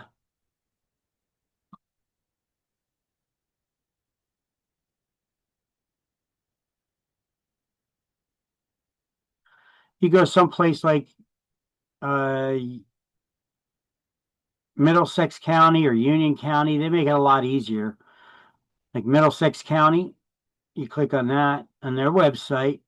Here, taxes property records for Middlesex County that were formerly available at NJACTB. Click here. So you click there, and boom, it'll take you to the tax record search system. In 3, 2, 1. And here's the tax record search for Middlesex County. Now, it used to be that you could search any county here through the drop down. No longer. Now it's just Middlesex and all the municipalities within it. And, they got a link back to the New Jersey County Board of Taxation for their website. But you could put in a property owner's name or address or lot and block number to get the tax records for the property. Used to be that we did this. You click on that link. And Monmouth County had one that you click the drop down, all 21 counties were listed. But with the passing of Daniels Law, which I think they have writing a blurb about it down here somewhere. Yeah, Daniels Law. That information some information is pulled out of these databases now because of all that gaslighting by those activists, those violent activists. All right, so if you want to search your property tax records or your neighbors or whatever, you just got to find this tax record system. I just showed you how to do it. You could go to the county tax board right here. You could even use this link. Click on that, takes you to the county tax board. If you need another one, you go to a different county, like Union County. They make it easier to find as well. You could do assess record search. And you see it looks the same because it is the same database or the same search system that most of these counties use. Okay. You saw the Essex County one was a little bit different. Either way, if you want, I wasn't showing you. Okay, so click there. That'll take you to the tax board.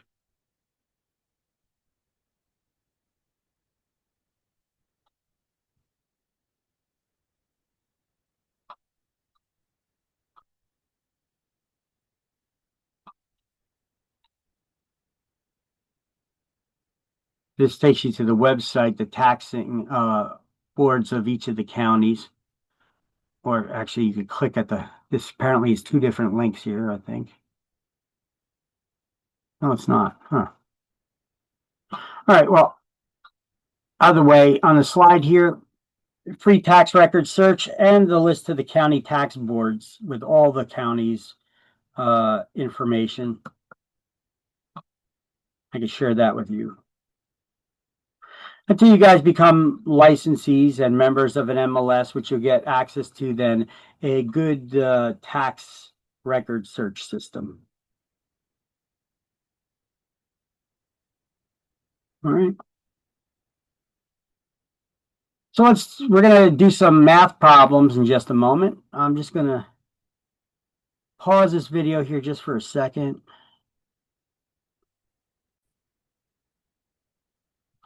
All right, so once again, tax assessors allowed a 15% margin of error when estimating property values for taxation purposes.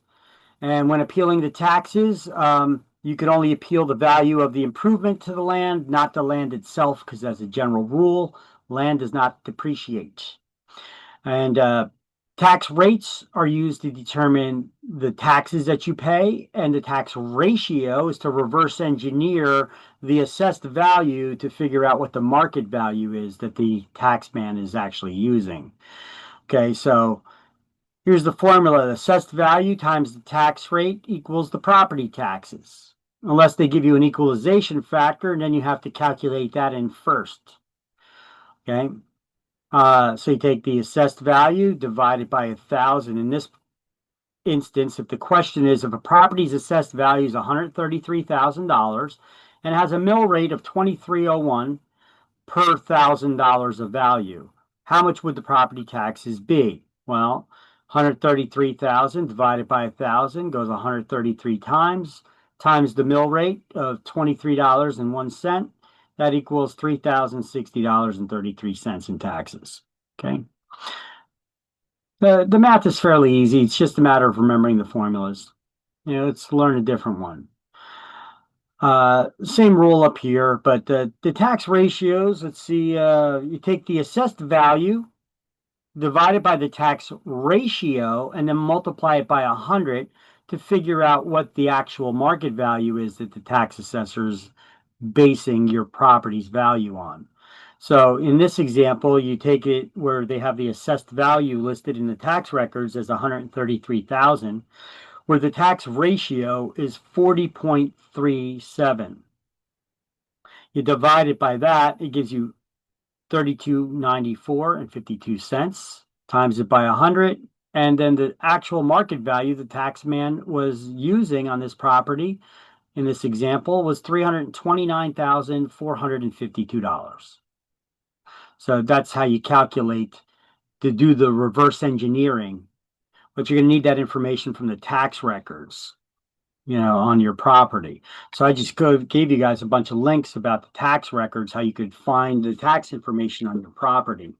And then you could try to see what value the tax man's actually using on your own property.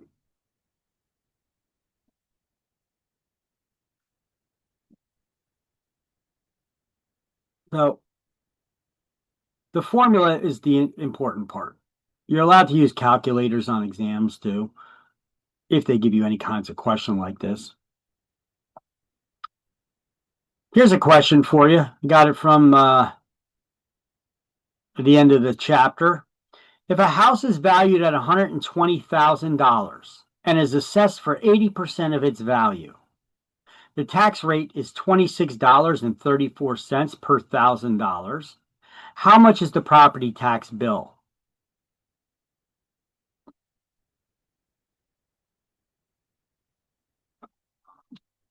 So a house is valued at $120,000 and is assessed for 80% of its property value. What is this question asking of you? Before you start calculating and punching any numbers in a calculator, what is the question? What are you looking for here? The property tax. Okay, and how are property taxes calculated? Should be the next question you ask yourself before you even try to solve this. What value do you use to calculate taxes? Do you use market value or do you use assessed value? Assessed value. Okay, so do we know what the assessed value is, or do we need to figure that out? It's 80% of the 120, which is 96,000. Okie doke. So we need to figure it out. All right, so 120,000 was the market value. So it said it's assessed at 80% of its value, so we needed to multiply that by 80 to figure out what the assessed value was, which was 96,000, you said, right? Okay, now the tax rate is $26.34 per $1,000. How many thousands are there in 96,000? Let's cross off the 3 zeros. It's 96. So now you multiply 96 times the tax rate, $26. The mill rate there's $26.34, and you get 25.28. B? Yep. 120,000 times 80% gives you the $96,000 assessed value. The tax is per $1,000 in this instance, so we have to divide the 96,000 by 1,000. Goes in 96 times that by the mill rate of $26.34, and the taxes are 25, 28, and 64 cents. Correct. So B is the answer. All right, let's do another one. Got this from an older version of the book. Don't know if it's still in this version or not at the end of the chapter. What is the annual real estate tax on a property that's valued at $135,000 and assessed for tax purposes at $47,250 with an equalization factor of 125% when the tax rate is $2.50 per $100 of value?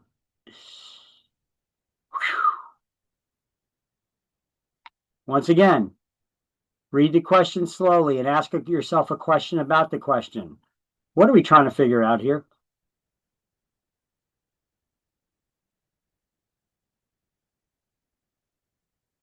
Annual real estate tax. Okay, so we're trying to figure out what the annual real estate tax is.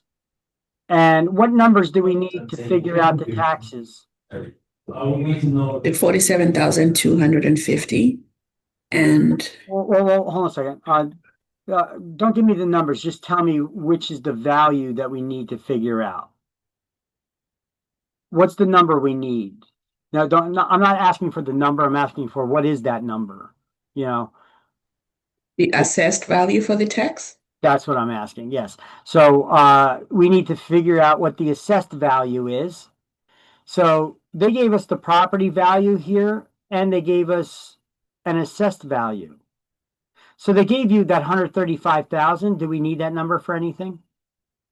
No. So they're just throwing extra numbers at you here so that if you don't know what you're doing, you're just going to be tapping all kinds of numbers in your calculator, okay? So this is why I want you to take a breath before you start getting aggressive with the math problems. Figure out what numbers you actually need, because they could be throwing in additional stuff you don't need. So they said there's a assessed value of $47,250 with an equalization factor of 125%.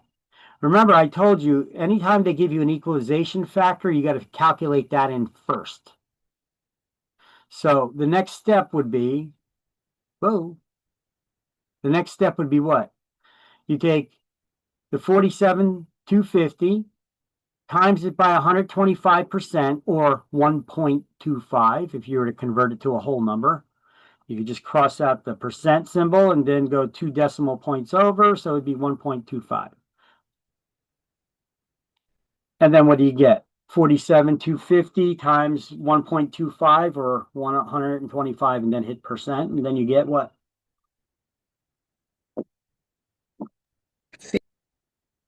Oh, 59,062.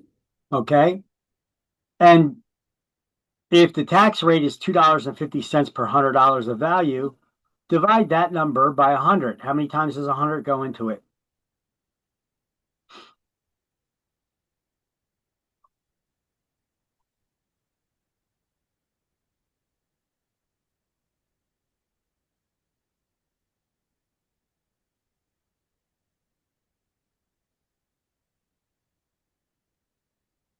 Five. 46. Okay. Are we done yet? No. One more step. Now multiply that by $2.50.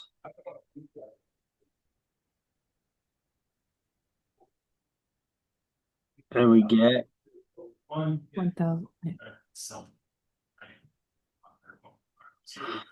See, in these simple math problems where there's multiple steps to it, don't get lost in your numbers. Write down next to the number on your scrap paper what that number is so you don't get lost. So like 47,250, that's the assessed value. The 125% is the equalization factor. So it brings up the actual equalized assessed value to 59,000 and change, so they could pay their fair share. Then you divide that by 100 because the problem tells you it's based on per $100 of value. That gives you 590.63. Then times that by the mill rate of 250. And that gets you your taxes, or the raise in taxes that it's going to be.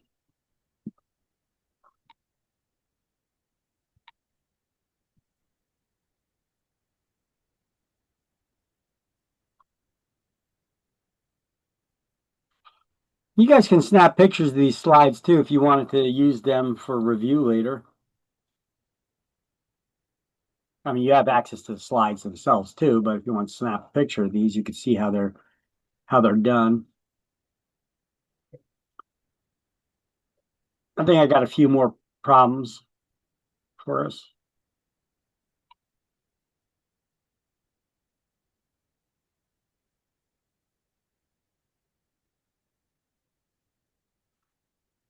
Okay, can I change the slide?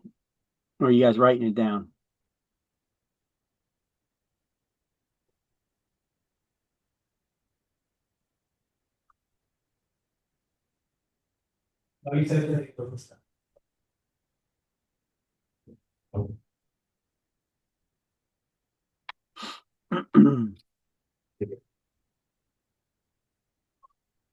Okay, everybody done?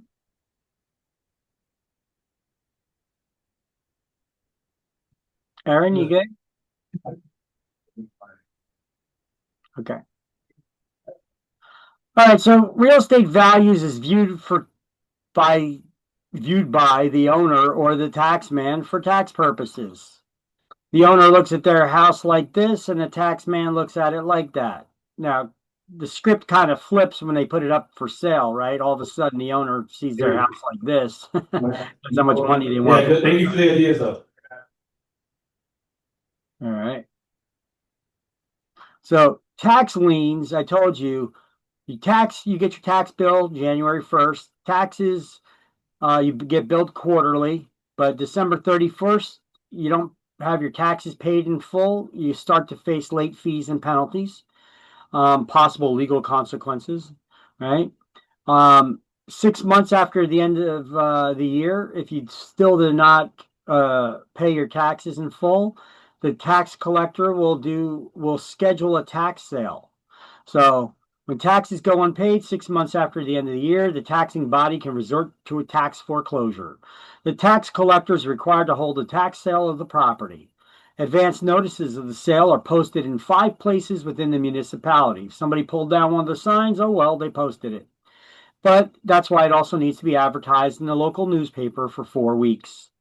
Owners of the property should receive a notice of the forthcoming sale in mail, and if they do not, the sale is still valid. These are usually published in the Sunday paper for the major papers in the area. The right of redemption. The purchaser at a tax sale receives a tax sale certificate, but is not entitled to occupy or use the property and does not receive title. Hey, I've been trying to come to you, but I've been so busy I haven't had a chance to come to you Hold yet. on. Let me mute everybody there and get those conversations going on. All right. So if a municipality purchases the certificate, the delinquent has 6 months in which to pay the money due and redeem the property. And if the certificate is bought by a private party, the redemption period is 2 years. So if you or I go to this auction and we bid, the homeowner has 2 years to pay us back our money. So if you go to a tax auction, you don't win the property right there at the auction. What are you bidding on when you go to a tax auction? How does it work? What exactly are you bidding on? I'll have all these instructions on the next slide that I custom made. So let's just finish reading through and doing these highlights. And then on the next slide, I'll show you the breakdown and the explanations and all the information I put conveniently for you on the next slide. Okay. So the homeowner trying to regain a property must pay reasonable legal costs and interest on the overdue taxes. After the redemption period is passed without the owners redeeming the property, the holder of a certificate may obtain clear title by the legal process of foreclosure anytime within 20 years. I wouldn't wait 20 years though. If the municipality forecloses on a tax sale certificate, it's through a judicial proceeding reserved only for municipalities to foreclose on due to non-payment of taxes, called an in rem proceeding. In rem. So I got it underlined, in rem.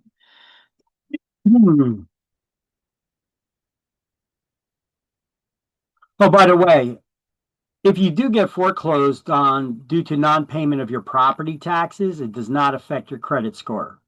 Municipalities do not report your tax payments to the credit reporting agencies.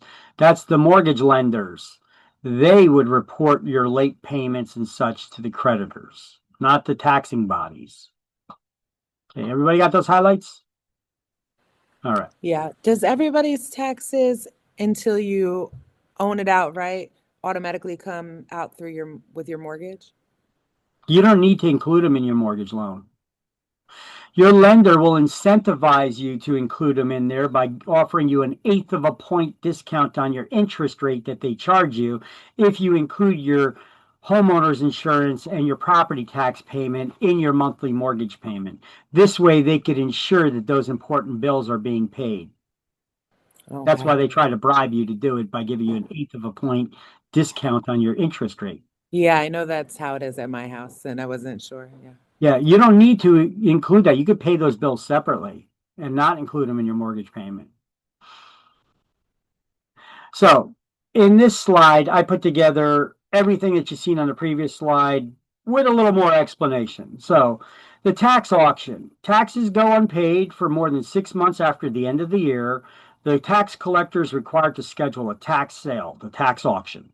It must be posted in at least 5 places within the municipality and must be advertised in a local newspaper for 4 weeks. So what does the winner at a tax auction get? Well, they get to pay all of your outstanding taxes. So what are you bidding on when you go to a tax auction if you have to pay all of the outstanding taxes? Well, you're bidding on the interest rate you're going to charge the homeowner to pay you back that money. It starts at 18%. How much are your banks paying you in your savings account these days? Is it even a 0.5%? Maybe 0.1%, right? So the auction bidder must have all the money and is only bidding on the interest rate that they're going to charge the homeowner to pay them back.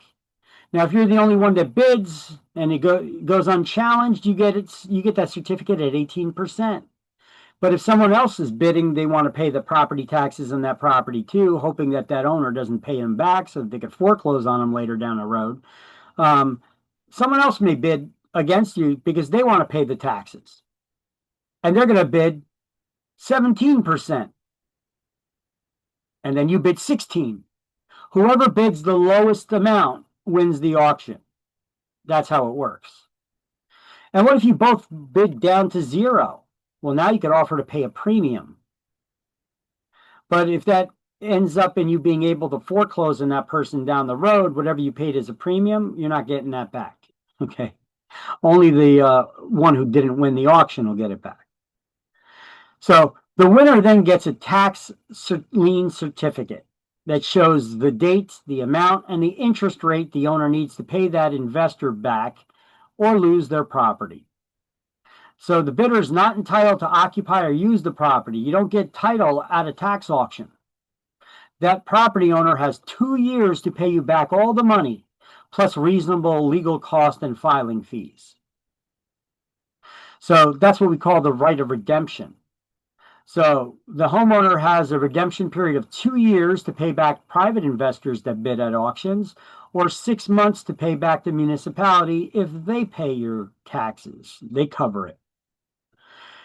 So they got to if someone bid on it and they won this bid, are they keeping up with taxes from that point forward, or is the original? Nope, you're just paying for the outstanding taxes on that property.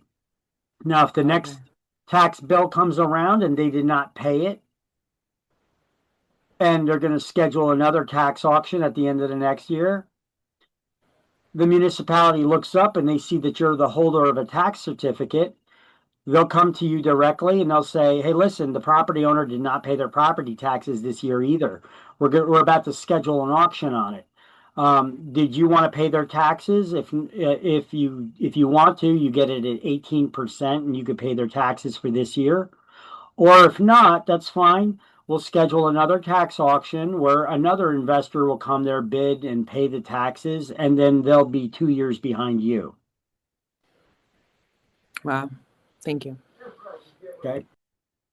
So the investor can foreclose anytime within 20 years. I wouldn't wait 20 years because who's paying the taxes in the meantime, right? And are there other investors that have liens after that can then foreclose on you if you're not paying them? So the investor can foreclose anytime within 20 years and get the property free and clear of any other liens. Taxes are first in the lien repayment order, and they wipe out all other liens, including a first mortgage loan that's on the property. Remember, 2 things certain in life: death and taxes. They jump to the head of the line, even above a first mortgage loan. An in rem is a court proceeding that's reserved only for municipalities to foreclose due to non-payment of taxes. So you could foreclose if you're the winner at one of these auctions. 2 years go by, the homeowner didn't pay you back all your money. You could foreclose on that homeowner as if you were the municipality yourself. Because, hey, basically you paid the taxes on it, right? So they didn't pay you the taxes for 2 years now. So now you could foreclose on them. That's even if they have their mortgage up to date? Even if they have a $400,000 outstanding mortgage loan on the property, you wipe out that lien and you get the property just for what you paid in outstanding property taxes. And I'm assuming there's people out there doing these tax liens, right? Paying these. Well, the lender, if they had your homeowner's insurance and property taxes included in the monthly mortgage payments, they should be aware that that bill was not getting paid, and they should have stepped in and paid them. Yeah. Oh, got it. But if they don't, because there's humans involved, and sometimes they don't, sometimes they try to balance out what bills they're paying this month or next, just like you, right? So if they don't pay, and sometimes lenders miss those things, if it was included in your monthly mortgage payment, that's the only way they would know about it. You could still wipe out that lender's interest. I've seen this actually happen, where there was the loan monthly payment included the taxes and homeowner's insurance, and the lender was not paying it either, and they got completely wiped out for their couple $100,000 loan that was outstanding. So an investor still got it just for the outstanding taxes that they paid on the property. Here, let's just say that somebody did not pay their full taxes. They didn't pay a penny of their taxes, and their taxes were $10,000. Let's make it a round number, right? You have to pay $10,000 at the auction. You're not bidding on how much you're paying. You're just bidding on the interest rate. You're charging the homeowner to pay you back an interest on that $10,000. Okay, so you bid, you paid the $10,000. Don't go peeking in the windows or walking on the property. You're going to get arrested for trespassing. Okay, you don't own the property. You don't have title to it. All you do is you have an interest in that property if the owner doesn't pay you back in 2 years. So if they don't pay you back in 2 years plus the interest, then you could foreclose on them, wipe out any other liens, including a first mortgage loan, and get that property free and clear. These are those infomercials you always used to see late night at 3 or 4 o'clock in the morning on TV, where the guy was telling you how you could invest in real estate and get this property for as little as $200. And I'll show you how to do it. And every municipality in the United States has these auctions because everybody got to pay their taxes. And I'm going to show you how to do it. And my system will teach you how to do this. And you can get it today at a low rate of only $2,500. But wait, I'm not done. You could have a friend join you and take these classes as well. And you and your friend now can split the cost of these classes. Remember those infomercials? Well, for the low tuition of $375 in this real estate class, I'm teaching you how to do it. Okay. You'd have to find out, first of all, how your municipality publishes their auctions. Here's a resource for you that a lot of municipalities use. It's called realauction.com. And if you go to their website, you're going to find that it's a software company. Yes, it is. So let me click on it, and it takes you to their website. Yeah. So they're a software company. I took you directly to the page, well, almost. Look, here, if you just go to realauction.com, it takes you here. Then you click on clients, and then you click on the real tax lien software that they have. Because this is realauction.com is just a software company. They make tax auction and foreclosure auction software and software for municipalities. So now we're on the tax liens section. We can click on the filters to filter out the state that we want. Let's select New Jersey only. Submit that. And now we can see there are 272 municipalities in the state of New Jersey that use this particular software to manage their tax auctions.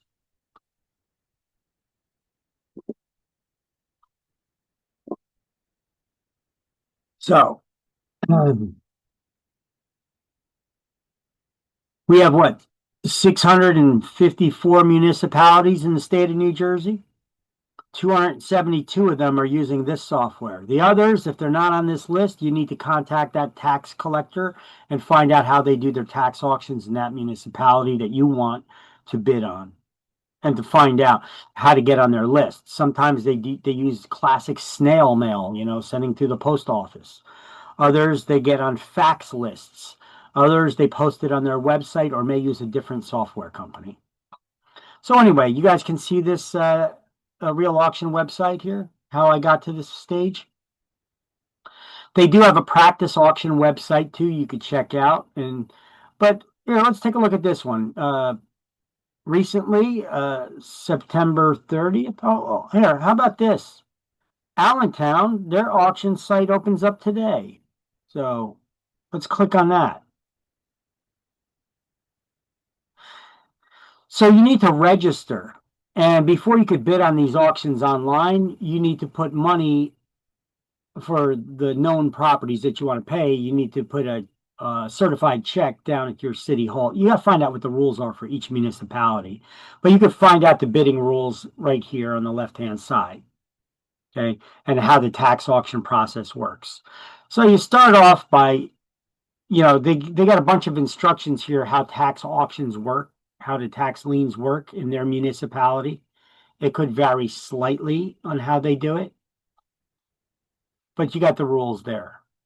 Then you register for the website, and then you can preview items for sale. Oh, this is a small municipality. Wow, this has got to be the shortest tax auction page I've seen. I guess most of the people are paying their taxes in Allentown. But you have 1, 2, 3, 4, 5, 6 properties in this municipality. Now, S, that could be sanitation or it could be sewer. W, my guess would be waste and sewer. Let's find out. You could click on the parcel ID. Oh, wait, no. We'll click on right here and then click on total charges. And we can see the W charge, that's for water bill, and S is for sewer. So it's not even for their property taxes. Anytime somebody has the sewer or the water that's provided by the municipality, it's a municipal water or sewer bill, you could be foreclosed on at a tax auction for not payment of your water bill or sewer bill or garbage bill. Look at that. So they didn't pay $752 in water bill plus interest, total $785. And for their sewer bill, $635, grand total $1,499.76. They could be foreclosed on for that if they don't pay this back. So if an investor goes in, you have to pay this full amount at the auction. Then the owner has 2 years to pay you back plus the interest rate, whatever interest rate you win it at. So you got to be prepared to have your money tied up for up to 2 years. But if you're the only bidder on it, you get it at you're earning 18% interest on your $1,500 there, right? Let's see if some information about the address of this property is 7 Mechanic Street in Allentown. Sometimes they give more information here. They're not in this situation. Let's take a look on the map, see if we can see what the property looks like. Okay, let's zoom in on it. Oh, where's the plus minus symbol? Not seeing it.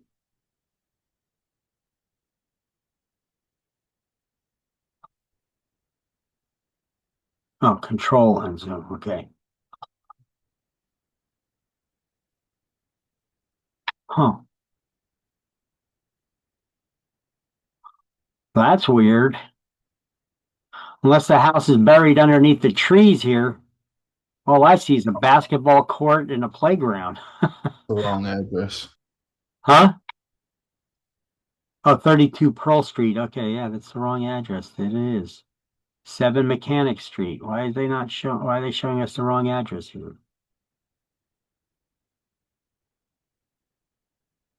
Where is Mechanic Street? Oh, here it is. It's on this side. Mechanics turns to Pearl. So it's going to be one of these houses over here, I guess. Let me see. No. It's that one with the red pin in it. That's 36. Oh, here it is. And Mechanics. It says Pearl Street over here for some reason. Okay, so yeah, that's the property. Looks like it's a commercial property, though. Doesn't look like a residential. Well, either way, it's a corner property here in this downtown area. Or not even downtown. It looks like suburban community. All right. So, look, here's another one. Only $208. Imagine losing your property over $208 water and sewer bill. 135 Main Street, total charges, water and sewer. So for water and sewer, well, not sewer, more like the water company, don't they just cut off service? Well, you said water company, but if it's municipal water. Oh, got it. Okay. So this property right here, let's take a look at it. Wow, looks like a pretty nice house there. All right. Let's see, total charges, $208. Imagine losing that There was no previous tax sales or sales on this property. So yeah, $208 can get you in. And then the homeowner has 2 years to pay you back $208 plus the interest, or they lose that house. Then you can foreclose on them and get that house free and clear for $208. So is the homeowner notified about? Oh yeah, they've been getting their water bill, they've been getting their sewer bill. They just haven't been paying it for whatever reason. No, I'm talking about once you pay it. Is the homeowner notified that you paid it and they got to pay you back, or they just don't know at all for the next 2 years? Well, they get notified that there's going to be an auction coming up on their property, and when there's the auction, the auction happens, they don't get notified that it's, hey, I won the auction. They got to go down to City Hall and pay these bills back. And then that's how I get paid. But if they don't pay it back, then as the holder of this certificate, I can then use that to start foreclosure on them.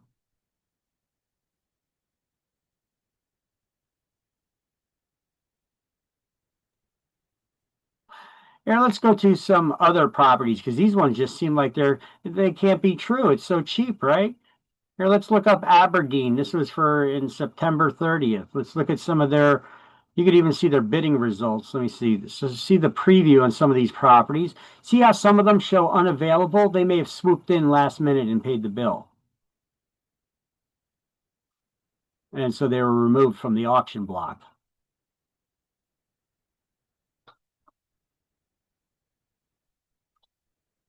Seems like most of these are water and sewer bill. Some of them taxes. This one's just a number. What is that? What is the number? Total charges, 1 Clean and board. The hell? Clean and board. Oh, I guess it was boarded up property that was then cleaned up by the municipality. That's weird.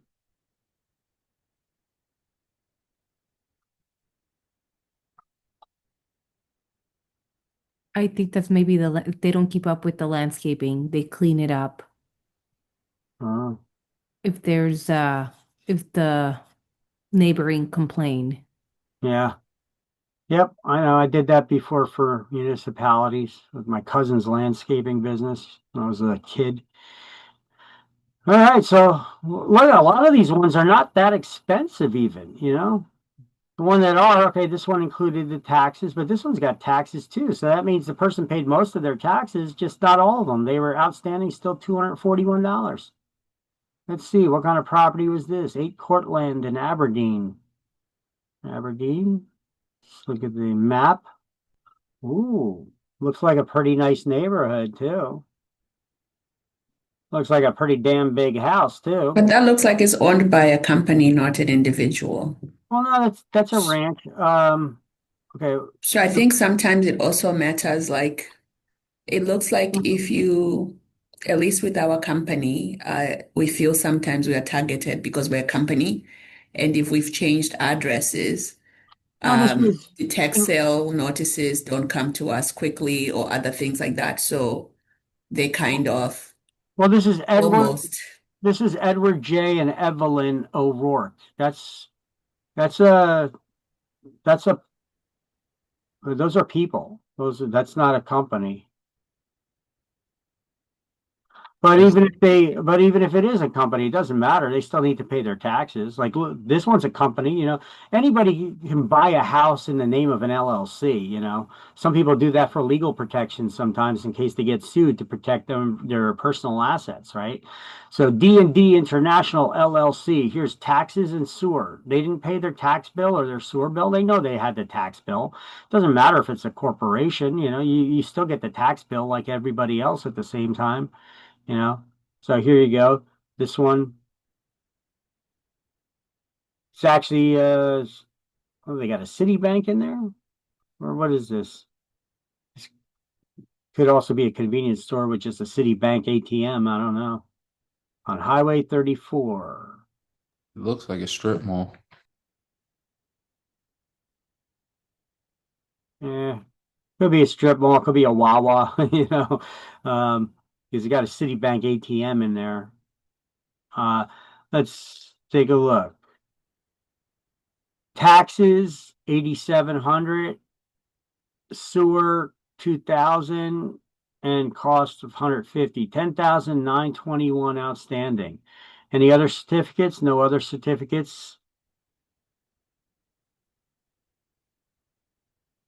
Status is it's available still. You could bid on that. Go down, pay their $10,921 in taxes. If they don't pay you back in 2 years plus interest, you can get that. You can foreclose and get that property free and clear for that $10,921. And then even if you overpay the tax man or overpay an attorney to do a foreclosure for you, let's just say they pay an attorney $5,000. Now you're in it, what? $15,000, $16,000 to get a big commercial property like that. You think it may be worth a little more than that?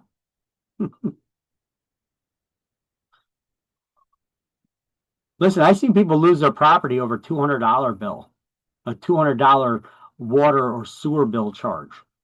They lost it because then they had the auction. 2 years go by, they still didn't pay it, and they got foreclosed on. That's a shame, but hey, it's going to be somebody that does it. You know, if you're a bleeding heart, I don't suggest you get involved in this. You know, because I get some people in class, they're like, oh, well, then you could just bid on it, get the property, and then, you know, turn around and rent it back to them. I'm like, well, wait a minute. If they pay $200 bill and they lost their property over $200, what the hell makes you think they're going to pay you rent? You need to get them out of there. Yeah. So, and I wouldn't do this to become a landlord. I would do this to flip the property. I wouldn't even fix it. Not even fixing and flipping it. Just flip the damn property. Just do a fast sale on it. Get as much money as you can. I've done these sales for people before. In Hillside was the last one I did. A guy had an auto shop, auto repair, not auto repair. It was an auto body shop, and right next door to it was a 4-family house in Hillside. The taxes on that 4-family house, this was years ago already. The taxes on this property was $7,500 for this 4-family with 3-bedroom, 1-bath units. You know, so he was collecting the rents. I don't know why he wasn't paying his taxes, but let's just say he didn't pay the taxes for 2 years. So, you know, 7,500 times 2 years, that's $15,000 he didn't pay in taxes. Let's say we overpaid an attorney to do the foreclosure for him. That's $5,000. And I charged him 6% commission all day on this sale. And so let's see. At the end of the day, I sold this property for $490,000. So it was $490,000, right? Minus the 6% that I charged commission, and minus the $20,000 he had into it for the auction and the attorney. He still walked away with $440,600 in profit. Not a bad deal for a $20,000 investment, huh? Waiting 2 years. Anybody getting ideas right now? All right, see. So look, there are, on this website alone, I gave you a resource. There's 272 municipalities listed here. And you could see when their auctions open. Sometimes they don't have them open, like Belmar right now in Camden. You know, there's nothing listed right now because they don't have an auction scheduled. Different municipalities have auctions at different times, okay? They should be scheduling them 6 months after the end of the year, but they don't always. They have different time periods, you know. So you can see there's some that are coming up yet, like Beach Haven in Ocean County, Bayhead in Ocean County, Atlantic Highlands. Well, Atlantic Highlands recently had theirs in Monmouth. Let's see. And you see how they have a lot more? Okay. Sometimes it's pages and pages. Looks like a lot of these are for taxes, water, and sewer, or just water and sewer, taxes, water and sewer, taxes. So this guy, $3,000. Let's see his property in Atlantic Highlands. Let's see where exactly is this located. Let's zoom out. Okay. Not too far from the water, but he's right there on the highway, 36. Ooh. That looks like a big commercial property. Or an apartment building, one or the other. Condo. Cost of sale, property taxes. Could be a condo. Don't know. Anyway, that's how you look it up, guys. I don't want to spend a lot more time on this. So I gave you the resources there, realauction.com. I showed you how to look it up, how to get involved in doing a little maybe investing. I don't know how much money you got sitting in the bank account collecting next to nothing on interest. But if you bid on these auctions, you could have it earning something, right? The only time I would not bid on a property at an auction is if it was just raw land. You better do your due diligence before bidding on raw land. See, you know, my ex-wife, I remember she bid on an auction on raw land, and she got 3 acres of land. And she said, yeah, I got 3 acres of land. It was $600. It's like, woohoo. Can you do anything with it? She's like, it's 3 acres of land. I was like, yeah. Can you do anything with it? Have you checked? So I actually called up and I found out, because this was in Hamilton Township, towards going towards Atlantic City over by Black Horse Pike. And I asked her, I said, what can you do with it? Have you checked? No. So I called up the municipality and I found out that this property is sold several times in tax auctions. And I asked, can you build anything on it? And they were like, well, it's only 3 acres. I was like, what do you mean only 3 acres? And he's like, well, it's the municipality is zoned 10 acres. So that means you need to own at least 10 acres of land to build. But they don't need to be contiguous properties. You could buy another 7 acres somewhere else in the town, and then you could build. I was like, oh, so unless I buy another 7 acres, I'm not going to be able to build on it. So I told her, I was like, listen, let it go back. Don't pay the bill. Don't pay the taxes. It'll eventually go to tax auction again. It won't affect your credit score. And someone else, I mean, first try to sell it, but if you can't sell it, just let it go. Don't pay the bills on it and let it go to auction and let it be someone else's problem. The city will make money selling it again to some other sucker down the road. You know, even though it was at a switch light intersection on a busy roadway, it was a good location, but you'd need to get another 7 acres of land. So you got to be careful when bidding on raw land, because do your due diligence before you do it, you know, because like this, we found out we needed another 7 acres. So do your due diligence before bidding on any auctions. All right, so if you guys want to snap a picture of this slide that has all that information, including that link down at the bottom, all with a bow on top. I didn't put the bow on top, but it's there for you. All right. Okay, so I'm going to switch the slide now. If you need another second, just say so. Otherwise, I'm turning slide. Okay, so income tax issues for home sellers. Well, we usually refer people to their accountants because we're not tax professionals. But both the state and federal government, there's some information we could provide because we know that both state and federal law have capital gains tax exclusions from the sale of a primary residence if you own the property and lived in it for 2 out of the last 5 years.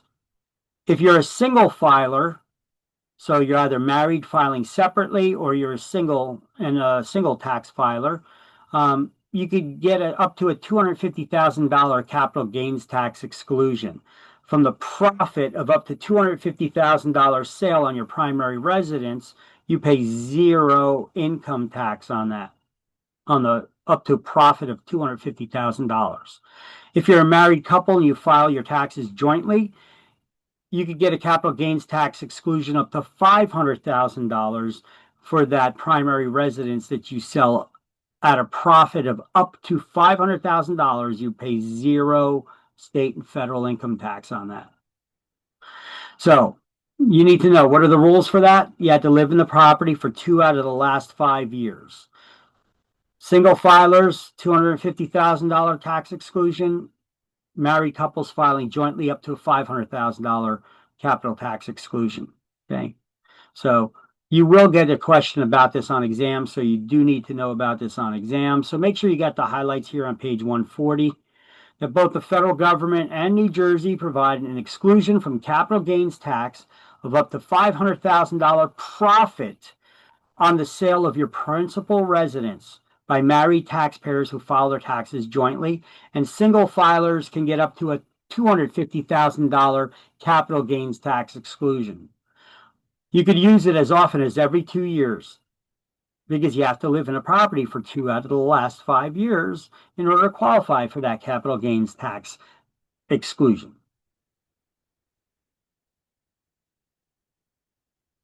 So you should always refer people to the experts, to their tax professionals. But something like this, we could give them advice on. Now, if you've lived in the property for less than 2 out of the last 5 years and you're forced to sell the property, can you still qualify for a capital gains tax exclusion? Yes. The IRS says if it is due to a hardship, and the IRS classifies as a hardship job losses or transfer, health reasons, death, divorce, or multiple births as an acceptable reason. That's an acceptable hardship.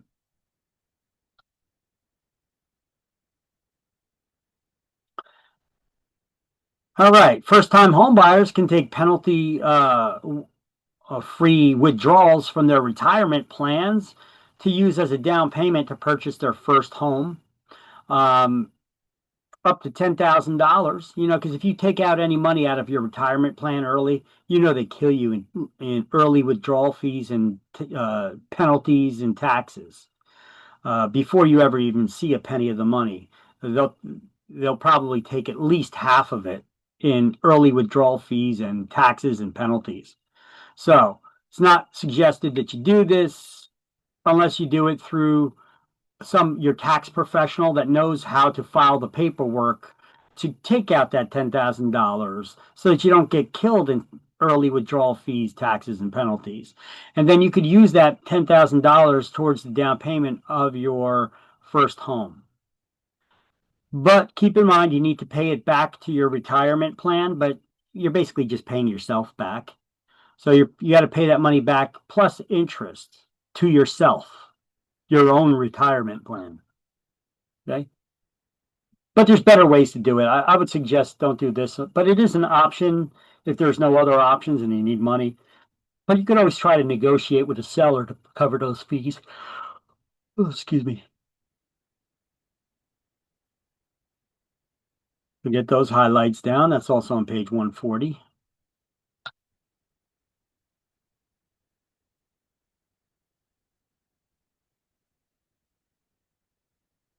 Okay. And that's it. We're done with chapter 8. Let's do the key terms to review.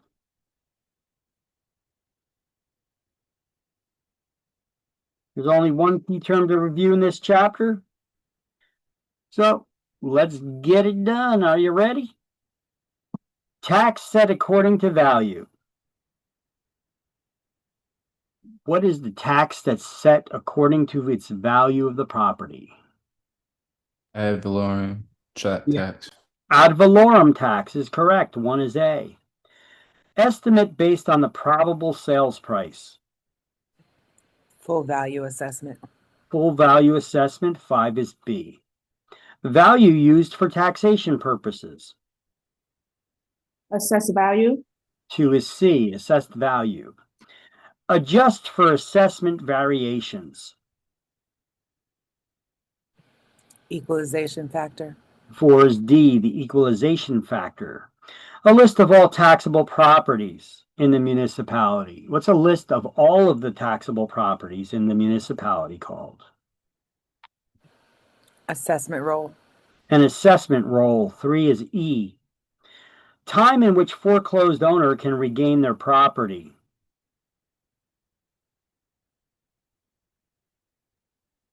Redemption period? Yes. 8 is F, the redemption period. Collection of overdue taxes through public auction of the property. Tax foreclosure? Just a tax sale.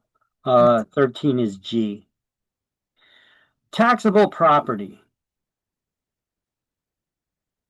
What do we call taxable properties? Rateable. A rateable. 7 is H. Reassessment of all the municipalities' ratables. Reevaluation. A revaluation. 9 is I. Tax only on property directly benefiting from an improvement. Special assessment. A special assessment. 10 is J. 1/1000th of a dollar or 1/10 of a cent. Mill. Is a mill. 6 is K. Municipality's financial claim against real property.